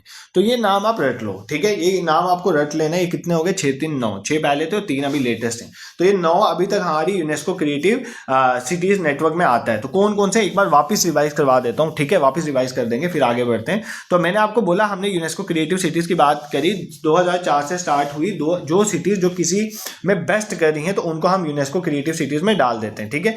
इसमें 7 फील्ड्स हमने रखे हैं। जो इन 7 फील्ड में बेस्ट करेगा उनको हम यूनेस्को क्रिएटिव सिटीज में डालेंगे। ये 7 फील्ड कौन सी हैं? एक क्राफ्ट एंड फोक आर्ट्स में अगर कोई अच्छा कर रहा है, देन भी मीडिया में कर रहा है, फिल्म डिजाइन में कर रहा है, गैस्ट्रोनॉमी में कर रहा है, लिटरेचर में कर रहा है, म्यूजिक में कर रहा है, ठीक है। इन सब में अगर कोई अच्छा कर रहा है तो हम उसको बेसिकली हम यूनेस्को क्रिएटिव सिटी में डालेंगे। जिसमें हमारी कहानी शुरू हुई थी 2015 में, वाराणसी ऐड हुआ। म्यूजिक में जयपुर, कौन किस में ऐड हुआ ये भी देखना है। सिर्फ ये नहीं देखना है कि कौन कब ऐड हुआ, कौन किस में ऐड हुआ है, वो वहां से भी एग्जाम में क्वेश्चन आता है। Then Jaipur craft and folk art में, चेन्नई जो है वो म्यूजिक में ऐड हुआ। फिर मुंबई जो है 2019 में फिल्म में ऐड हुआ। फिर हैदराबाद जो है गैस्ट्रोनॉमी में, श्रीनगर जो है क्राफ्ट्स एंड फोक आर्ट में, देन कोझिकोड जो है लिटरेचर में, ग्वालियर म्यूजिक में और लखनऊ जो है गैस्ट्रोनॉमी में ऐड हुआ। तो ये आपको क्लियर है, यहां तक तुम्हें कोई दिक्कत नहीं है, ठीक है। अब कौन सा टॉपिक पर देखो, मैं रुकने वाला नहीं हूं, क्योंकि ये 2 सेशन में भी हो जाए तो उसके लिए भी आज का सेशन मुझे बड़ा रखना पड़ेगा, ठीक है। ताकि आपके 2 सेशन में, आप तुम बोल रहे थे ना कि sir culture and heritage of India लाओ, ये सच में बहुत वास्ट टॉपिक है यार। अभी भी मैं इंपॉर्टेंट सिलेक्टेड चीजें ही लाया हूं सिर्फ। आपको पता है मेरा वो है ही नहीं है कि मैं इतना, तो मेरे पास टाइम ही नहीं है कि मैं आपके इसके ही 10 सेशन बना, अगर चाहूं तो 10 सेशन इसी में बना सकता हूं, बट बनाने ही नहीं है क्योंकि इतना टाइम ना आपके पास है एग्जाम में और ना मेरे पास है। तो इसलिए हम एक सेशन आज होगा और एक और सेशन होगा विद इन 2 और 3 डेज में आपको अनाउंस कर दूंगा। उसके लिए टेलीग्राम और व्हाट्सएप के लिंक मैंने ना वीडियो की डिस्क्रिप्शन में डाले होते हैं, उधर ज्वाइन कर लो। वहीं पर इंटीमेट करता हूँ कि मैं कब क्लास होगी कब नहीं होगी, तो वो सब चीज़ें वहीं पर हम देखते हैं, वो ज्वाइन करो। और जितने भी जूनियर सेशन के बच्चे वीडियोस देख रहे हैं, गूगल में जाओ, ठीक है, और लिखो awakeningclasses.in। क्या लिखना है? awakeningclasses.in, ठीक है। मैं पूरा यूट्यूब में ही पढ़ाता हूँ, मेरा कोई और पेड कोर्स नहीं है। और अगर आपको बस मॉक टेस्ट देने हैं तो आप गूगल में जाओ, awakeningclasses.in लिखो, वहां पे बिल्कुल एग्जाम ओरिएंटेड सेक्शन और फुल लेंथ टेस्ट आपको मिल जाएंगे, आप जाके टेस्ट प्रैक्टिस कर सकते हो, ठीक है। बाकी पढ़ाने वाला यहीं पर है यूट्यूब में, और यूट्यूब में आपको सारे सब्जेक्ट्स मैंने पढ़ाए। इनफैक्ट आपको डिफरेंट जीके के टॉपिक्स और कंप्यूटर के टॉपिक्स और इंग्लिश के टॉपिक्स से मैंने मैराथन सेशन में लाए। और रिसेंटली रीजनिंग और जो मैंने क्वांट के सेशन लिए वो भी आपके एग्जाम के लिए इंपॉर्टेंट, सब यूट्यूब में अवेलेबल है, आप जाके उनको देख सकते हो, ठीक है। आप जो सबसे इंपॉर्टेंट टॉपिक, सर आप बोल रहे हो यार सभी इंपॉर्टेंट ही लाए, तो ये तो सबसे इंपॉर्टेंट है, बट इसमें से हर बार क्वेश्चन आता है। Buddhism and Jainism. ठीक है, इसमें से आपके पेपर में क्वेश्चन आते हैं। सबसे पहले बात, पहले हम कवर करेंगे बुद्धिज्म को, देन हम देखेंगे जैनिज्म को। ठीक है, कुछ चीजें आपको बुद्धिज्म की जहां पे क्वेश्चन, देखो बुद्धिज्म किसने स्टार्ट किया, आपको पता है गौतम बुद्धा फाउंडर है बेसिकली बुद्धिज्म, ये आपको पता है। उनका चाइल्डहुड नेम जो था सिद्धार्थ था। क्या नाम था उनका? सिद्धार्थ था। ठीक है, सिद्धार्थ उनका नाम था। इनका जन्म 563 बीसी में हुआ था। कहां पर हुआ था? लुम्बिनी, जिस प्लेस में हुआ था उसका नाम था लुम्बिनी। लुम्बिनी प्लेस था, उधर इनका जन्म हुआ था। ठीक है, लुम्बिनी में, और इनके नेपाल में है वो प्रेजेंट डे, वहां पर उनका जन्म हुआ। ठीक है, उसके बाद जो है इनकी 16 साल की उम्र में इनकी यशोधरा नाम की लड़की से शादी करवा दी। बट इन्होंने जब कुछ देखा, सफरिंग देखी, एक ओल्ड वुमेन को देखा, एक सिक पर्सन को देखा, डेड पर्सन को देखा, और एक खुशी वाले मॉन्क को देखा, एस्टिक को देखा, इन्होंने क्या किया, 29 साल की उम्र में सिद्धार्थ साहब ने घर अपना छोड़ दिया 29 ईयर्स की एज में। ठीक है, और वर्ल्डली लाइफ छोड़ दी। और जब इन्होंने अपना घर छोड़ा था, उस इवेंट को बुद्धिज्म में बोला जाता है महाभिनिष्क्रमणा। महाभिनिष्क्रमणा, यहीं से पेपर में क्वेश्चन आता है। महाभिनिष्क्रमणा किस इवेंट को बोला जाता है? जब सिद्धार्था ने अपना घर छोड़ दिया था और वो सच की तलाश में निकल पड़े थे। ठीक है, कौन सी साल की उम्र में? 29 साल की उम्र में बेसिकली सिद्धार्था घर छोड़ के चले गए। फिर 35 की एज में सिद्धार्था को इनलाइटनमेंट मिली, मतलब जो उनको लास्ट जो नॉलेज जो है अचीव हुई, वो इनलाइटनमेंट बोलते हैं उसको। 35 की एज पे मिली, जो हम ऑलरेडी पढ़ चुके हैं। वो बोध गया में एक पीपल के पेड़ के नीचे बैठे हुए थे। ठीक है, बोध गया में। और इस इवेंट को कहाँ पे लिखा गया? एक बुद्धिस्ट टेक्स्ट है संबोधि। क्या बुद्धिस्ट टेक्स्ट है? संबोधि एक बुद्धिस्ट टेक्स्ट है जहां पर इसके बारे में जिक्र है कि इनको इनलाइटनमेंट जो है वो कहां पर मिली थी, जिसके बारे में हम पढ़ रहे थे अभी ऊपर यूनेस्को वर्ल्ड हेरिटेज साइट में। तो बोध गया में इनको जाके एक पीपल के पेड़ के नीचे बैठे हुए थे और यहाँ पे इनको इनलाइटमेंट मिली। ठीक है, उसके बाद जब सिद्धार्था को इनलाइटमेंट मिली, उसके बाद इनका नाम जो है बुद्धा पड़ा। और इनको बेसिकली इनको क्या कहने लगे? इनको बोलने लगे ही वॉज कॉल्ड एज तथगाटा। तथगाटा वो बंदा होता है जिसने सच को समझ लिया। तो तथगाटा बुद्धा को, गौतम बुद्धा को बोलने लगे, सिद्धार्था को बोलने लगे जब इनको इनलाइटमेंट मिली। ठीक है, दिस इज क्लियर। ये थोड़ी आपको हिस्ट्री बताई थी इनके बारे में। यहां से पेपर में क्वेश्चन आए ना आए, बट इन टॉपिक्स में जरूर आएगा। एग्जाम में क्वेश्चन आता है कि बुद्धा के बर्थ को किस सिंबल से रिप्रेजेंट किया जाता है? बुद्धा के बर्थ को रिप्रेजेंट किया जाता है लोटस एंड बुल के साथ। ठीक है, यहां से एग्जाम में क्वेश्चन आता है। बुद्धा ने जो घर छोड़ा, रिनंसिएशन जिसे कहते हैं, जिसको मैंने आपको बताया ना, क्या बोलते हैं? महाभिनिष्क्रमण। वो कैसे बताता है? हॉर्स से। घोड़ा रिप्रेजेंट करता है कि उन्होंने घर छोड़ दिया। ठीक है, बुद्धा को जो इनलाइटमेंट मिली, मतलब जो उनको सच का पता चला, ठीक है, इनलाइटमेंट मिली, उसको बेसिकली पीपल ट्री जो है वो रिप्रेजेंट करता है, जिसको बोधि ट्री भी कहते हैं। ठीक है, इसका नाम है बोधि ट्री, तो ये भी याद कर लेना। ठीक है, बोधि ट्री भी इसको कहा जाता है। फिर इनको जो निर्वाणा मिला, निर्वाणा, उसको जो है बुद्धा के फुटप्रिंट्स के साथ रिप्रेजेंट किया जाता है। किसके साथ? फुटप्रिंट के साथ। और जो इन्होंने अपना पहला सरमन दिया, मतलब अपना पहला लेक्चर दिया, फर्स्ट सरमन जो दिया, उसको रिप्रेजेंट करते हैं धर्म चक्र के साथ। ठीक है, व्हील के साथ, धर्म चक्र के साथ रिप्रेजेंट करते हैं, व्हील ऑफ धर्मा के साथ, व्हील ऑफ भाई यहां से क्वेश्चन आता है इसलिए बता रहा हूँ, ये याद कर लें इनके किस चीज को किसके साथ रिप्रेजेंट करते हैं। और जब लास्ट में ये समाग है, जिसको बोलते हैं, मतलब डेथ, अगर आप इसको कंसीडर करो, डेथ वर्ड भी अप्रोप्रिएट नहीं है, महापरिनिर्वाणा जिसको कहते हैं, महापरिनिर्वाणा। ठीक है, निर्वाणा जो है, इसको इनके स्टूपा रिप्रेजेंट करते हैं। ठीक है, तो ये आपको बुद्धिज्म के बारे में कुछ चीजें पता होनी चाहिए। बुद्धा की लाइफ के बारे में, बर्थ को सिंबल लोटस और बुल रिप्रेजेंट करते हैं, घर छोड़ने को, रिनंसिएशन को हॉर्स रिप्रेजेंट करता है।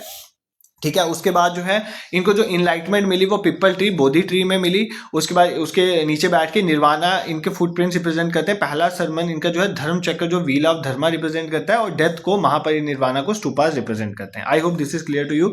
यहाँ से डायरेक्टली मैच द फॉलोइंग में तुम्हें क्वेश्चन आ जाता है। ठीक है, दिस इज क्लियर। तो इन्होंने अपना पहला सरमन जो दिया था, फर्स्ट सरमन इन्होंने जो दिया था, वो कौन सी लैंग्वेज में दिया था? पाली लैंग्वेज में। ठीक है, कौन सी लैंग्वेज में दिया था? पाली लैंग्वेज में। ये भी आपको पता होना चाहिए। ठीक है, इसको रिप्रेजेंट करते हैं धर्म चक्र परिवर्तन, टर्निंग द व्हील ऑफ धर्मा। ये आपको याद रखना है। ठीक है, और उसके इनके जो बुद्धा के चीफ डिसाइपल थे ना, उनका नाम आपको पता होगा। इनके चीफ डिसाइपल जो थे उनका नाम था उपाली। ठीक है, क्या नाम था? उपाली। और दूसरा आपने नाम याद रखना कि आनंद, उपालियन आनंद। अभी इनके कंसेप्ट आपको बताऊंगा। ठीक है, और बुद्धिज्म में बोलते हैं three jewel of Buddhism, three jewel of Buddhism. वो किन तीन चीजों को बोला जाता है? थ्री ज्वेल ऑफ बुद्धिज्म, जिसमें बुद्धिज्म चलता है। एक बुद्धा, ठीक है, एक बुद्धा, उनकी टीचिंग्स ये सब आ जाती हैं। एक धम्मा मतलब धर्म, ठीक है, धम्मा की बात, और एक संघ, ठीक है, संघ। ये तीन चीजें क्या है? Three jewel of Buddhism, Buddha, Dhamma और संघ। अगर पेपर में आएगा तो ये कर लोगे आप, ठीक है। This is clear. बुद्धा ने जो बेसिकली बुद्धा की जो टीचिंग्स है ना, वो चार नोबल ट्रुथ के बेसिस में, मतलब चार नोबल ट्रुथ, चार सच्चाई हैं जो बुद्धा मानते हैं कि ये है ही सच है, ठीक है। सबसे पहली बात सफरिंग, दुख सच है, ठीक है, सबको दुख होता है, ठीक है। फिर कॉज ऑफ सफरिंग, ठीक है, कॉज ऑफ सफरिंग दूसरा आ गया। सफरिंग का कॉज क्या है? एक्सेस में वेल्थ रखोगे तो सफरिंग तो होगी ना।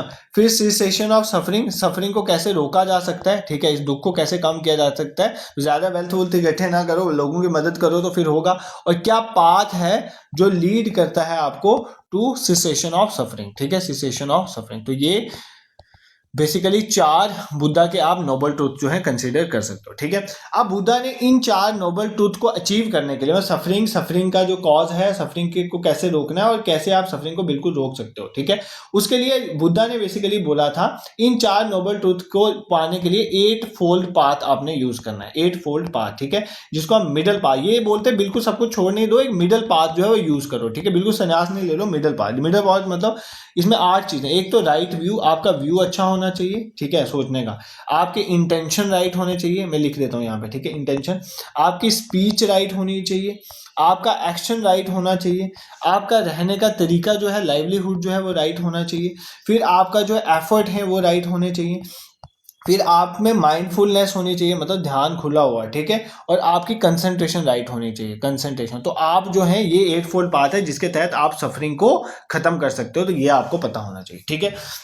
अब सबसे इंपॉर्टेंट चीज जो है, बुद्धा ने अपने सरमन को पाली लैंग्वेज में किया था, बट जो बुद्धिज्म में जो पाली लिटरेचर है जिसमें बुद्धिज्म लिखा गया, उसमें उसमें 3 पार्ट्स हैं। सबसे इंपॉर्टेंट 3 बुक्स हैं जो बुद्धिज्म की आपको बताऊं। एक का नाम है सुत्त पिताका, ठीक है, एक का नाम है विनय पिताका, और एक का नाम है अभिधम्मा पिताका। ये सबसे इंपॉर्टेंट है जहां से पेपर में क्वेश्चन आते हैं, अभिधम्मा पिताका। एक बार लास्ट में रिवाइज करवा दूंगा, डोंट वरी अबाउट इट, ठीक है।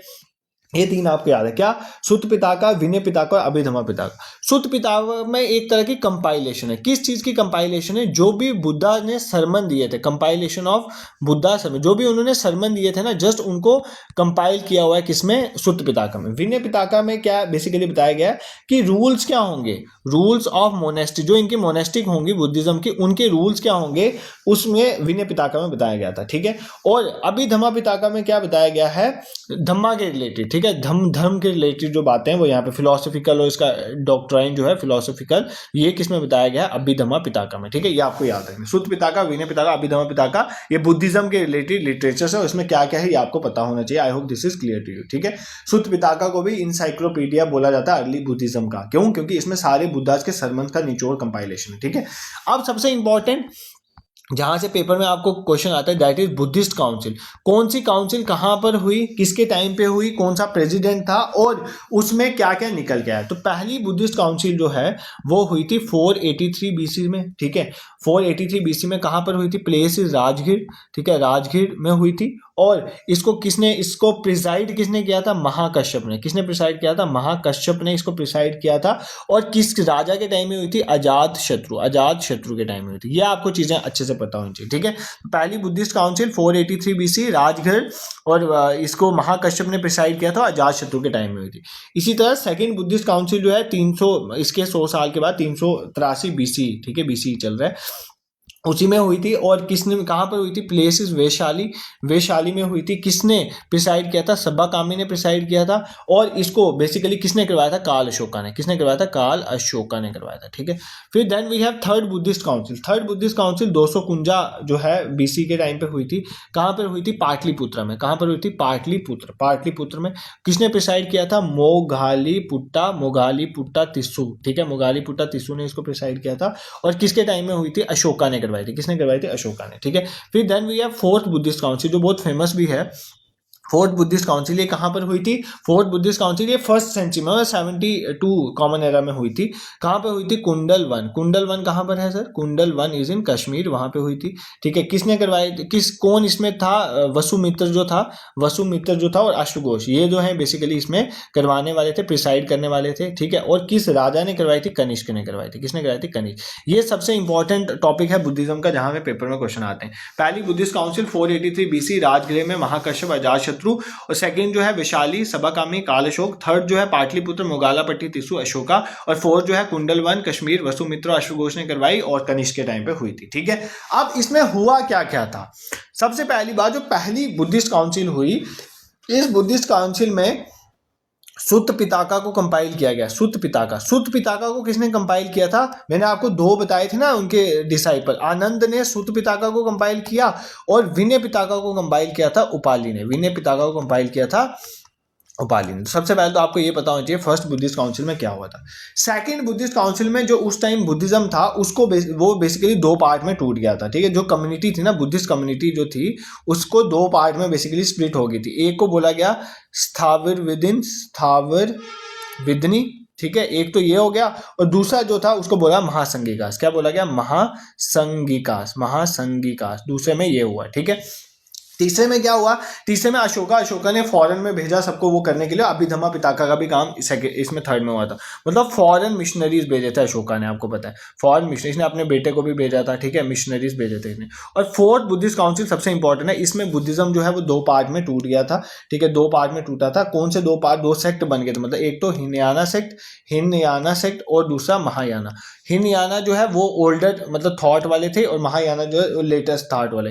महायाना को ग्रेटर व्हीकल कहते हैं, ग्रेटर व्हीकल, और बेसिकली हिनयाना को क्या बोलते हैं? Laser vehicle. मतलब ओल्डर वाला जो था वो हिनयाना था और महायाना वाला था वो ग्रेटर व्हीकल आ गया आपका। ठीक है, दिस इज क्लियर। तो बुद्धिज्म में जो जो इंपॉर्टेंट चीजें हैं जहां से क्वेश्चन आ सकते हैं वो हमने देख लिया। क्या? सबसे पहले बुद्धिज्म में सिद्धार्था की लाइफ देखी। 563 BC में लुम्बिनी में इनका जन्म हुआ। इन्होंने घर छोड़ा 29 एज में, और 35 साल की उम्र में इनको एनलाइटमेंट मिली।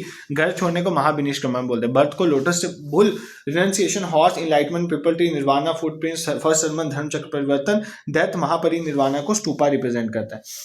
सरमन पाली लैंग्वेज में उपाली और आनंद ने इनके जो सरमन है उनको कंपाइल किया था। 3 ज्वेल बुद्धिज्म के बुद्धा धम्मा संघा, उसका 8 फोल्ड पास जो हमने देखे। फिर सुद पिताका में कंपाइलेशन थी बुद्धा के जो सरमन्स की। विनय पिताका में जो रूल्स होंगे मोनेस्ट्रीज के वो थे, और अभिधम्मा पिताका में धम्मा की बात थी, फिलोसफिकल।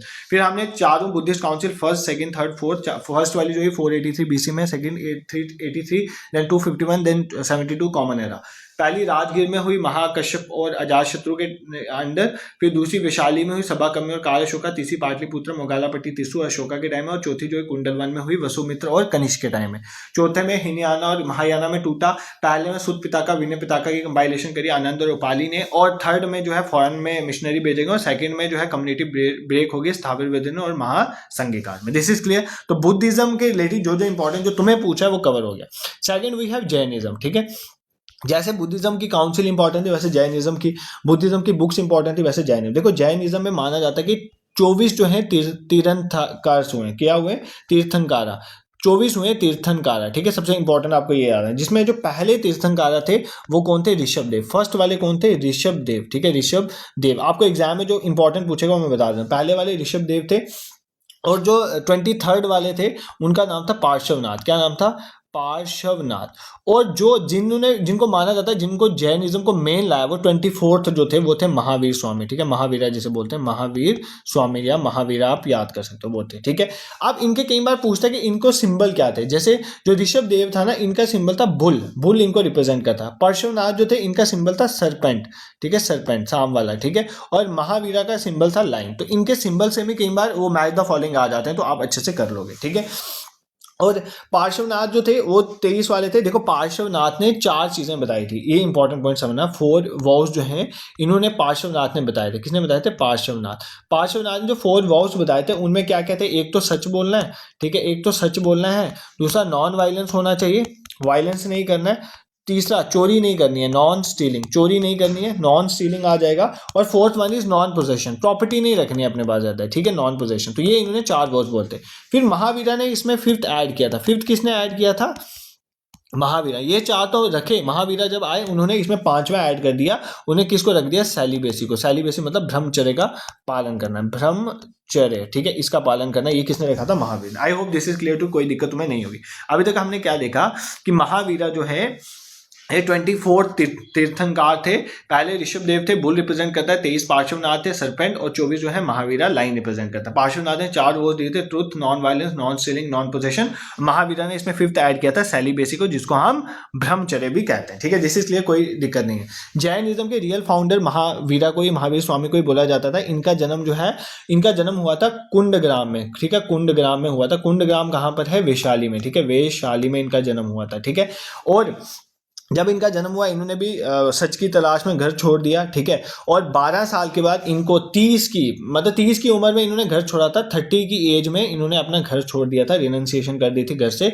और 12 साल के मतलब 42 की एज में इनको जो है बेसिकली अचीव हुआ था, जो हम बोल सकते हैं केवल्य, इसमें वर्ड होता है केवल्य, केवल्य इनको अचीव हुआ, ठीक है, इनलाइटनमेंट जिसको बोल सकते हैं। ये एक साल ट्री के नीचे बैठे थे और इनको इनलाइटनमेंट अचीव हुआ। और जिस रिवर के किनारे थे उस रिवर का नाम था रिजू पालिका रिवर, रिजू पालिका रिवर। पूछ ले तो कर दो, वैसे तो नहीं पूछेगा, ठीक है, रिजू पालिका रिवर, ठीक है, वहां पर। और जब इनको इनलाइटमेंट मिली तो इनको क्या बोलने लगे, जीना। जीना का मतलब होता है कॉन्क्योरर, जिसने जीत लिया, अपने अंदर के सारे विकारों को जीत लिया, उसको बोलते हैं जीना, ठीक है। तो जब इनको 42 की एज में इनलाइटमेंट मिली तो इनको क्या बोलने लगे, जीना। जीना मतलब कॉन्क्योरर, जिसने अपने सारे सेंसेस को जीत कर। और महावीरा ने जो अपने सरमन दिए थे वो कौन सी लैंग्वेज में थे, प्राकृत। जैसे वहां पे पाली है ना, यहाँ पे प्राकृत लैंग्वेज में इन्होंने PRAKRIT प्राकृत लैंग्वेज में इन्होंने अपने सरमन दिए थे, ठीक है। और जो जैन स्क्रिप्चर्स है ना, वो किस में बेसिकली उनकी कंपोजिशन जो है ना, उनकी कंपोजिशन जो है, जैसे वहां पर कंपोजिशन थी ना पिताकर, यहाँ पर उनकी जो कंपोजिशन उसको बोलते हैं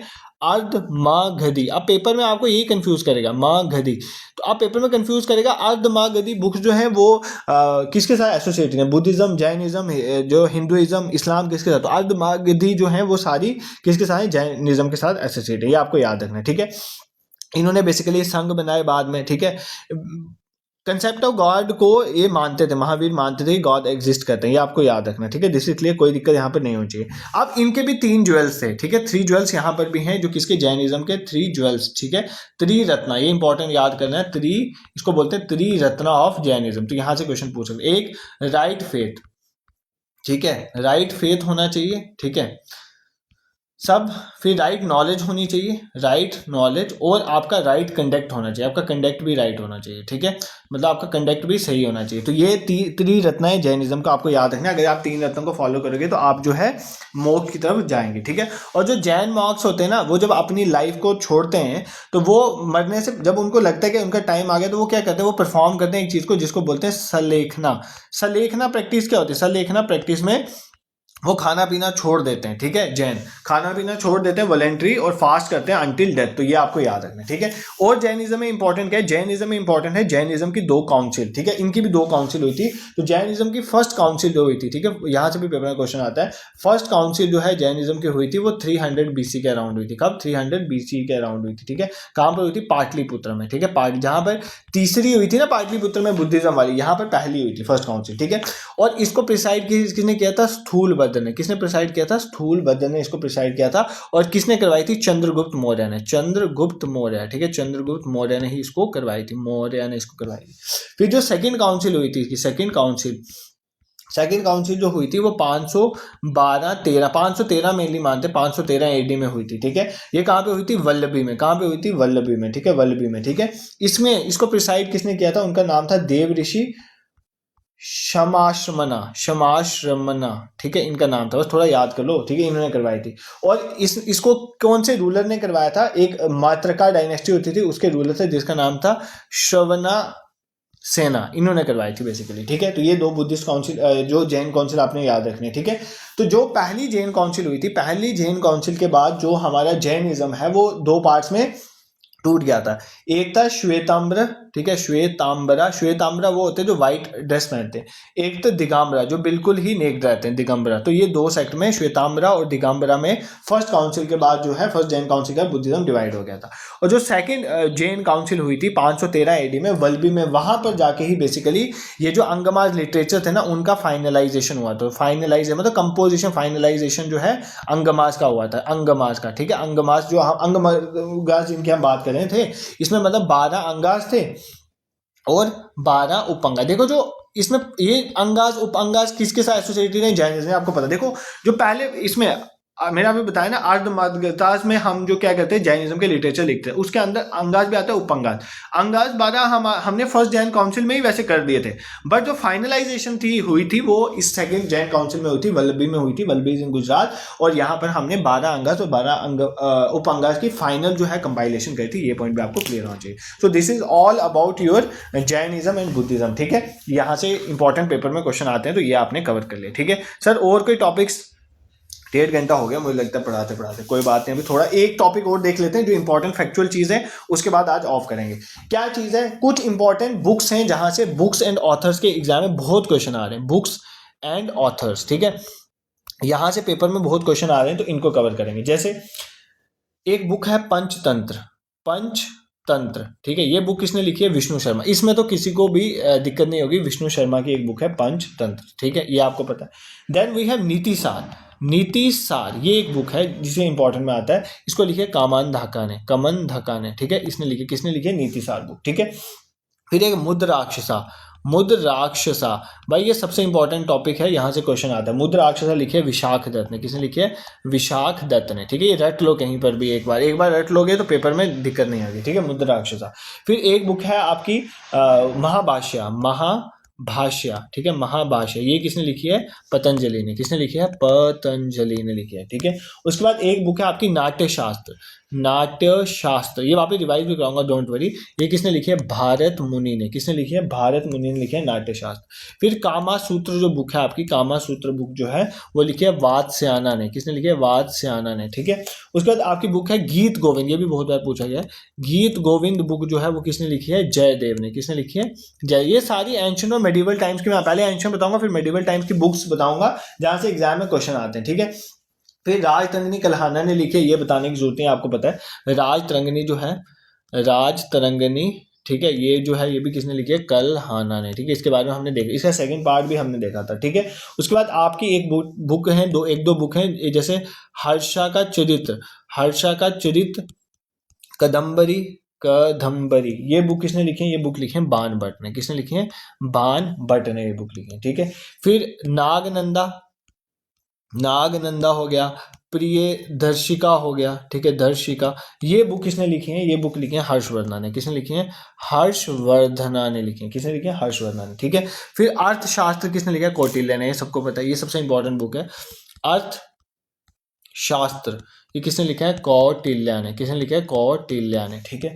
उसके बाद हमारी बुक है अर्थशास्त्र के बाद हमारी बुक है अमरकोशा, ये बुक किसने लिखी है? अमरकोशा लिखी है अमर सिम्हा ने ये बुक लिखी है, ठीक है, अमर सिंह जो थे। फिर है कवि राजमार्ग, ये भी इंपॉर्टेंट है। कवि रस, सभी बोल रहे हो, सभी इंपॉर्टेंट है इसलिए बोल रहा हूँ। कवि राजमार्ग जो है वो किसने लिखी है? अमोघ वर्षा ने, किसने लिखी है? अमोघ वर्षा ने लिखी है कवि राजमार्ग, ठीक है। फिर एक है दश कुमार चरित्र, क्या नाम है? दश कुमार चरितम, ठीक है, ये किसने लिखी है? दंडी ने लिखी है, किसने लिखी है? दंडी ने। ये नाम याद करना, अभी वापस याद करवाऊंगा, ठीक है, रिवाइज करवाऊंगा, डोंट वरी। फिर वी हैव लीलावती बुक जो है वो किसने लिखी है? भास्कराचार्य ने, किसने लिखी है? भास्कराचार्य ने लिखी है, कौन सी? लीलावती, ठीक है। फिर एक चरक संहिता है, चरक संहिता, ये किसने लिखी है? चरक ने ही लिखी है, ये आपको याद रखेगा। फिर उसके बाद एक है सुश्रुत संहिता, ये किसने लिखी है? तो ये सुश्रुत नहीं लिखी है, ठीक है, तो ये तो आपको याद हो जाएगा, इसमें कोई सुश्रुत नहीं लिखी है, तो यहां पर तो तुम्हें कोई दिक्कत नहीं होगी, ठीक है। इसको छोड़ के और कौन सी इंपॉर्टेंट है? और इंपॉर्टेंट देख लेते हैं, ठीक है। और कौन सी है जो हमने, एक आर्यभट्टिया है, वो आर्यभट्टा ने लिखी है, ठीक है। देखो आर्यभट्टा ने काफी बुक्स लिखी है ना, सूर्य सिद्धांता, ठीक है, और भट्टिया, ठीक है, ये किसने लिखी है? आर्यभट्ट ने लिखी। पहले मुझे एक बार लिखने दो फिर रिवाइज करेंगे। आर्यभट्ट ने लिखी है ये बुक, ठीक है। फिर बाण भट्ट की हर्षचित और कादंबरी हमने देख ली, वो इंपॉर्टेंट थी। फिर बुद्ध चरितम जो आशु घोष ने लिखी है वो हमने देख ली, ठीक है। नाट्य शास्त्र भारत मुनि ने हमने वो देख ली जो इंपॉर्टेंट थी, ठीक है। उसके बाद पृथ्वीराज रासो, पृथ्वीराज रासो, ये बुक किसने लिखी है? ये चांद भरदाई ने लिखी है, चांद भरदाई, ये भी एग्जाम में पूछा गया, ठीक है, चांद भरदाई ने, ठीक है। और जो है उसके इंपॉर्टेंट कौन सी बुक है जो किसने लिखी है? हर्षवर्धन की नागनंद प्रियदर्शिका हमने लिखी ना। हर्षवर्धन की कहाँ लिखी? हर्षवर्धन की हमने लिखी ये नागनंदा प्रियदर्शिका। इसमें रत्नावली भी ऐड कर रहे, ये भी पूछ लेता है, रत्नावली, ये भी इंपॉर्टेंट है, ये भी किसने लिखी है?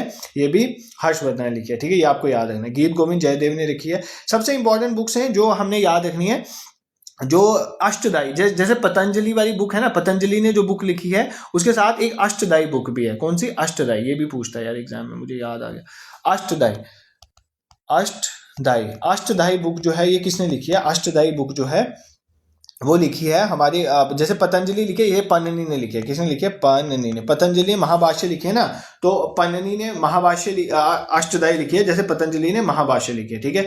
फिर सूर सागर, सूर सागर जो बुक है वो किसने लिखी है? सूरदास ने लिखी है। किसने लिखी है? सूरदास ने लिखी है, ठीक है, ये आपको बताना है। रामायण वाल्मीकि में लिखी है, ये तो बताने की जरूरत नहीं है। एक है बृहत संहिता, ये भी पूछता है, बृहत संहिता। बृहत संहिता जो बुक है वो किसने लिखी है? वराहमिहिर ने लिखी है, वराहमिहिर। वराहमिहिर ने 2 बुक्स लिखी हैं, एक तो ये, एक पंच सिद्धांत का भी इसने लिखी है, ये आपको याद रखना, ठीक है। फिर भगवत गीता जो है वो आपको पता है, भगवत गीता वेद व्यास जी ने लिखी है। फिर विशाखा दत्ता ने बुक लिखी है, मुद्र राक्षसा, मुद्र राक्षसा, राक्षसा, ये विशाख दत्त ने लिखी है। किसकी बुक है? विशाख दत्त की बुक है, ठीक है, ये याद कर लेना। और इनकी एक देवी चंद्रगुप्तम भी है, देवी चंद्रगुप्तम भी इनकी बुक है, ठीक है, देवी चंद्रगुप्तम भी इनकी बुक है। फिर पंचतंत्र विष्णु, लेकिन सबसे इंपॉर्टेंट अब मैं लिखा रहा हूँ, ये सारी अलग और कालिदास की बुक अलग। कालिदास की बुक क्योंकि एग्जाम में डायरेक्टली पूछी जाती है, कालिदास ने काफी बुक लिखी है तो आपके लिए इंपॉर्टेंट, तो कालिदास की लिखो कौन कौन सी बुक है, ठीक है। सबसे पहले है अभिज्ञानम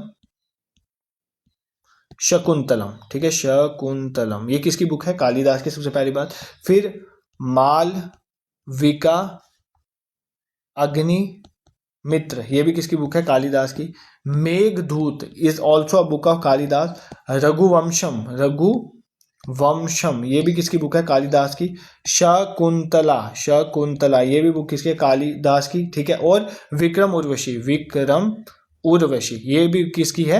कालिदास की बुक है, ठीक है। ये तो तुम्हें भूलनी ही नहीं चाहिए, बस इसको रिवाइज करेंगे। उसके बाद देखेंगे मेडिवल टाइम्स की बुक्स और कौन से फॉरेन जो हमारे पास यहाँ पे ट्रैवलर्स हैं उन्होंने कौन सी बुक। सबसे पहले पंचतंत्र विष्णु शर्मा लिखी, नीतिसार कमन दाका की बुक है। मुद्र राक्षसा विशाखा, हम नीचे भी लिख दी मेरे ख्याल से। महाभाष्य पतंजलि और अष्टाध्याय पन्ननी, ये 2 याद करो। नाट्य शास्त्र भारत मुनि कामासूत्र वात्स्यायन की बुक है। गीत गोविंद जयदेव ने लिखी है। राजतरंगिणी जो है कल्हाना की है। हर्षचित्र और कादंबरी जो भान भट्ट ने लिखी है। नागनंद प्रियदर्शिका रत्नावली, ये हर्षवर्धन की बुक है। अर्थशास्त्र कौटिल्य ने, अमर कोशा जो है अमर सिम्हा ने लिखा है। कवि राजमार्ग जो है अमोघ वर्षा ने लिखा है। उसके बाद जो है दर्शकांश चित्र का ये दंडी ने लिखा है। लीलावती जो है भास्कराचार्य की बुक है। चरक संहिता चरक की और सुश्रुत संहिता सुश्रुत की। सूर्य सिद्धांत और आर्यभट्टा ने, पृथ्वीराज आसु चांद बरदाई ने लिखी है। अष्टध्यायी पन्ननी हम देखते हैं। सूर सागर जो है सूरदास की। बृहद संहिता वराहमिहिर ने लिखा है। मुद्र राक्षसा देवी चंद्रगुप्तम विशाखदत्त। कालिदास की बुक है अभिज्ञान शकुंतलम, मालविका अग्निमित्र, मेघदूत हो गया, रघुवंशम हो गया, शकुंतला हो गया, विक्रम उर्वशी हो गया, ये सारी कालिदास की बुक है, ठीक है। फिर जो हमारे पास फॉरेन ट्रैवलर्स आए, ये भी पेपर में पूछता है। देखो ये मैच द फॉलोइंग में आएगी, आपको रटनी है बस। मैच द फॉलोइंग में आपको पेपर में क्वेश्चन आएंगे, यहाँ से आते हैं, हर बार आते हैं पेपर में, ठीक है। फॉरेन ट्रैवलर्स की कौन कौन सी बुक है? जैसे एक फॉरेन ट्रैवलर था जिसका नाम है हेरोडोटस, ठीक है, हेरोडोटस, इसने बुक लिखी हिस्टोरिका। कौन सी बुक है इसकी? हिस्टोरिका। ये किसकी बुक है? हेरोडोटस की, ठीक है, ये आपको याद रखना है। फिर उसके बाद दूसरा आपका आ गया जैसे मेगास्थीन, इंपॉर्टेंट है ना, मेगास्थीन जो चंद्रगुप्त रूलर के टाइम है, मेगास्थीन, ठीक है। इसने जो बुक लिखी थी वो उसका नाम था इंडिका। क्या बुक का नाम था? इंडिका। फिर एक लिनी था, लिनी, इसने जो बुक लिखी थी इसका नाम था नेचुरल हिस्टोरिका, हिस्टोरिका, ठीक है। फिर टॉलमी ने एक बुक लिखी थी, टॉलमी ने एक बुक लिखी थी ज्योग्राफी। क्या लिखी थी? ज्योग्राफी। ये सब इंडिया में लिखी गई बुक्स हैं इसलिए इंपॉर्टेंट, ठीक है। फिर स्ट्रैबो ने भी एक बुक लिखी थी, उसका भी नाम क्या था? ज्योग्राफी बोलो या ज्योग्राफी का बोलो, जियोग्राफी का, इन्होंने बुक लिखी थी। अब दो इंपॉर्टेंट ट्रैवलर्स हैं, आपको पता हो उनकी बुक्स के बारे में आपको पता हो, जैसे एक फाहिम, ये पेपर में आपको ये भी आएगा, ये ट्रैवलर किसके टाइम में आया था, फाहिम किसके टाइम में आया था, चंद्रगुप्त सेकंड के टाइम में। किसके टाइम में आया था, चंद्रगुप्त जो है विक्रमादित्य सेकंड के टाइम में आया था फाहिम, ठीक है। इसने जो बुक लिखी थी वो कौन सी बुक लिखी है, फो क्यू की, ठीक है, ये इसकी बुक है, ये याद करना। इसका ह्यून सिंह, ह्यून संघ आपको पता है किसके टाइम में आया था, हर्षवर्धना के टाइम में, हर्षवर्धना के टाइम में, हर्षवर्धना के टाइम में आया था। और इसकी बुक कौन सी थी, सीज़ुकी, क्या कौन सी बुक थी, सीज़ुकी। ये इंपॉर्टेंट बुक्स हैं आपको जो फॉरेन ट्रैवलर्स ने यहाँ पर लिखी हैं, ये तो आपको आनी ही चाहिए, ये तुम नहीं छोड़ सकते ना। कौन कौन सी है सर, एक बार देख लेते हैं। सबसे पहले हीरोडोटस जो था उसने बुक लिखी हिस्टोरिका, फिर मेगास्थीन ने जो बुक लिखी इंडिका, फिर जो है लिनी ने बुक लिखी नेचुरल हिस्टोरिका, ठीक है, नेचुरल हिस्टोरिका लिनी की बुक है। फिर टॉलमी की बुक है ज्योग्राफी, स्टैबो ने भी ज्योग्राफी की ही बुक लिखी थी जिसका नाम था ज्योग्राफिका, ठीक है। उसके बाद हमने इंपॉर्टेंट देखा फाइन, और आपका जो वो किसके टाइम में आए थे, फाइन जो है चंद्रगुप्त के टाइम में आया था सेकंड, फू को की, और ह्यून संग जो हर्षवर्धन के टाइम में सीज़ुकी, ठीक है। फिर मेडिवल टाइम में कुछ इंपॉर्टेंट बुक लिखी, जैसे मेडिवल टाइम में तुजुके बाबरी, तुजुके बाबरी, ठीक है, बाबरी, ये बुक किसने लिखी थी, बाबर ने लिखी थी, बाबर की ही बायोग्राफी है, ठीक है। फिर हुमायूं नामा, हुमायूं नामा ये किसने लिखी है, गुलबदन बेगम ने, किसने लिखी है, गुलबदन बेगम ने लिखी है, ठीक है, गुलबदन बेगम ने लिखी। फिर अकबरनामा, अकबरनामा, ठीक है, अकबरनामा ये ज्यादा पूछता है, अबुल फैजल ने लिखी है, किसने लिखा है, अबुल फैजल ने। अकबरनामा किसने लिखा, अबुल फैजल। फिर तुजुके जहांगीरी, ठीक है, जहांगीर की जो बायोग्राफी है तुजुके जहांगीरी, ये किसने लिखी है, ये जहांगीर ने लिखी है, जहांगीरी, ये जहांगीर ने लिखी है। और एक और इंपॉर्टेंट बुक है जो पूछता है तबाकते अकबरी, ये भी अकबर की बुक है, तबाकते अकबरी, ठीक है, अकबरी, ये बुक किसने लिखी है, ये लिखी है ख्वाजा निजामुद्दीन, ख्वाजा निजामुद्दीन अहमद ने, किसने लिखा है, ख्वाजा निजामुद्दीन अहमद ने। तो ये आपको बुक्स ना और भी बहुत सारे मेडिवल की, बट मैं इंपॉर्टेंट ही बता रहा हूँ। जैसे एक बादशाह नामा भी है जो अब्दुल हामिद लाहौरी ने लिखी है, ठीक है, नुशाए दिलखुशान भी है, भीमसेन सक्सेना ने लिखी, पर वो इंपॉर्टेंट नहीं है, आपको ये याद रखें। जैसे तुजुके बाबरी, ये बाबर के, हुमायूं नामा गुलबदन बेगम के, अकबर नामा अबुल फैजल के, तुजुके जहांगीरी जहांगीरिया, तबाकत अकबरी जो है वो किसकी बुक है, ख्वाजा निजामुद्दीन। देखो ये जो इंपॉर्टेंट बुक थी वो हमने कवर कर लिए। तो आज के कल्चर एंड हेरिटेज का ये रिकैप देख लो। आज कल्चर और हेरिटेज में जो मैराथन सेशन हुआ आपका पहला, एक और मैराथन सेशन इसमें आएगा ना, एक सेशन में तो कवर करना पॉसिबल नहीं था। इसमें हमने क्या क्या कवर किया, सबसे पहले हमने कहानी स्टार्ट करी लैंग्वेजेस के बारे में, उसको कवर किया। फिर हमने यूनेस्को वर्ल्ड हेरिटेज साइट्स सारी कवर करी। फिर हमने इनटेंजिबल वाली साइट्स कवर करी। फिर हमने क्रिएटिव सिटीज़ को कवर किया, क्रिएटिव सिटीज़ को। फिर हमने बुद्धिज़्म को कवर किया जहाँ से पेपर में क्वेश्चन है। फिर हमने जैनिज्म को कवर किया, और सबसे लास्ट हमने जो है बुक्स इंपॉर्टेंट जो है वो कवर करी। अब हमारे जो टॉपिक रह गए जिसमें मैं फोकस करूंगा, एक तो आर्किटेक्चर पढ़ना है हमने, ठीक, आर्किटेक्चर आपका ऑलमोस्ट यहाँ पे हो गया, बस हमने वो देखना नागरा द्रविड़ा ये वो स्टाइल का होता है, आर्किटेक्चर को कवर करेंगे। फिर हम जो क्लासिकल डांसेस हैं उनको देखेंगे अच्छे से, वहाँ से क्वेश्चन आते हैं। फॉक डांसेस हैं उनको कवर करेंगे, फॉक थिएटर्स हैं उनको कवर करेंगे, और जो भी टॉपिक जो है जहाँ से किसके टाइम में कौन सा रूलर के टाइम में कौन सा वो था इनका जो है वगैरह था, कोर्ट पोइट वगैरह, ये सब चीज़ें हम कवर करेंगे। यहाँ से भी एग्जाम में क्वेश्चन, तो ये आपका सेकंड सेशन होगा। और फर्स्ट सेशन में जो भी इंपॉर्टेंट चीज़ें थी वो हमने कवर की। अगर आपको ये मेरा पढ़ाना पसंद आए, you can support bye subscribing this YouTube channel, और आप कमेंट सेक्शन में अपने व्यूज़ भी आप मुझे दे सकते हो। Second important thing, Telegram WhatsApp के लिंक डिस्क्रिप्शन में, उसको ज्वाइन करो। कोई भी इंपॉर्टेंट इन्फॉर्मेशन क्लास के टाइम में वहीं पर शेयर करता हूँ। Third important thing is that आपका जो मॉक टेस्ट है वो awakeningclasses.in गूगल में जाओगे, लिखा हुआ है वेबसाइट का लिंक, awakeningclasses.in गूगल में जाओगे, आपको टेस्ट मिल जाएंगे। एज एन ऐप भी वहां से इंस्टॉल कर सकते हो आप। Section of full length exam oriented test अभी जाके प्रैक्टिस कर सकते हो। Next important thing is that बहुत से मैराथन सेशन मैंने अपने यूट्यूब चैनल में पढ़ाए हुए, जैसे रिवर्स हो गया, लेक्स हो गया, जम्मू कश्मीर रिलेटेड टॉपिक्स हो गया, इंडिया रिलेटेड टॉपिक, उन सब कंप्लीट मैराथन सेशन प्लेलिस्ट है बनी हुई, मैं शेयर भी कर दूंगा टेलीग्राम व्हाट्सएप में, आप देख भी सकते हो। उसमें जो 30 एक लेक्चर मैराथन सेशन, हर टॉपिक में एक मैराथन सेशन है, वो देख लो, तुम्हें एग्जाम में बहुत हेल्प मिलेगी। मैंने बहुत मेहनत से, जैसे ये है ना वैसे बाकी सारे एरियाज भी आपको कवर करें। This is for today. बहुत जल्दी मिलेंगे न्यू पैटर्न एमसीक्यू का सीरीज के साथ, और जो नए पैटर्न में क्वेश्चन आ रहे हैं, और सेकंड जो मैराथन सेशन इंपॉर्टेंट रह गए जैसे ट्रांसपोर्ट हो गया, और भी जो रहते हैं वो सारे हम कवर करें। This is for today. Thank you so much for watching.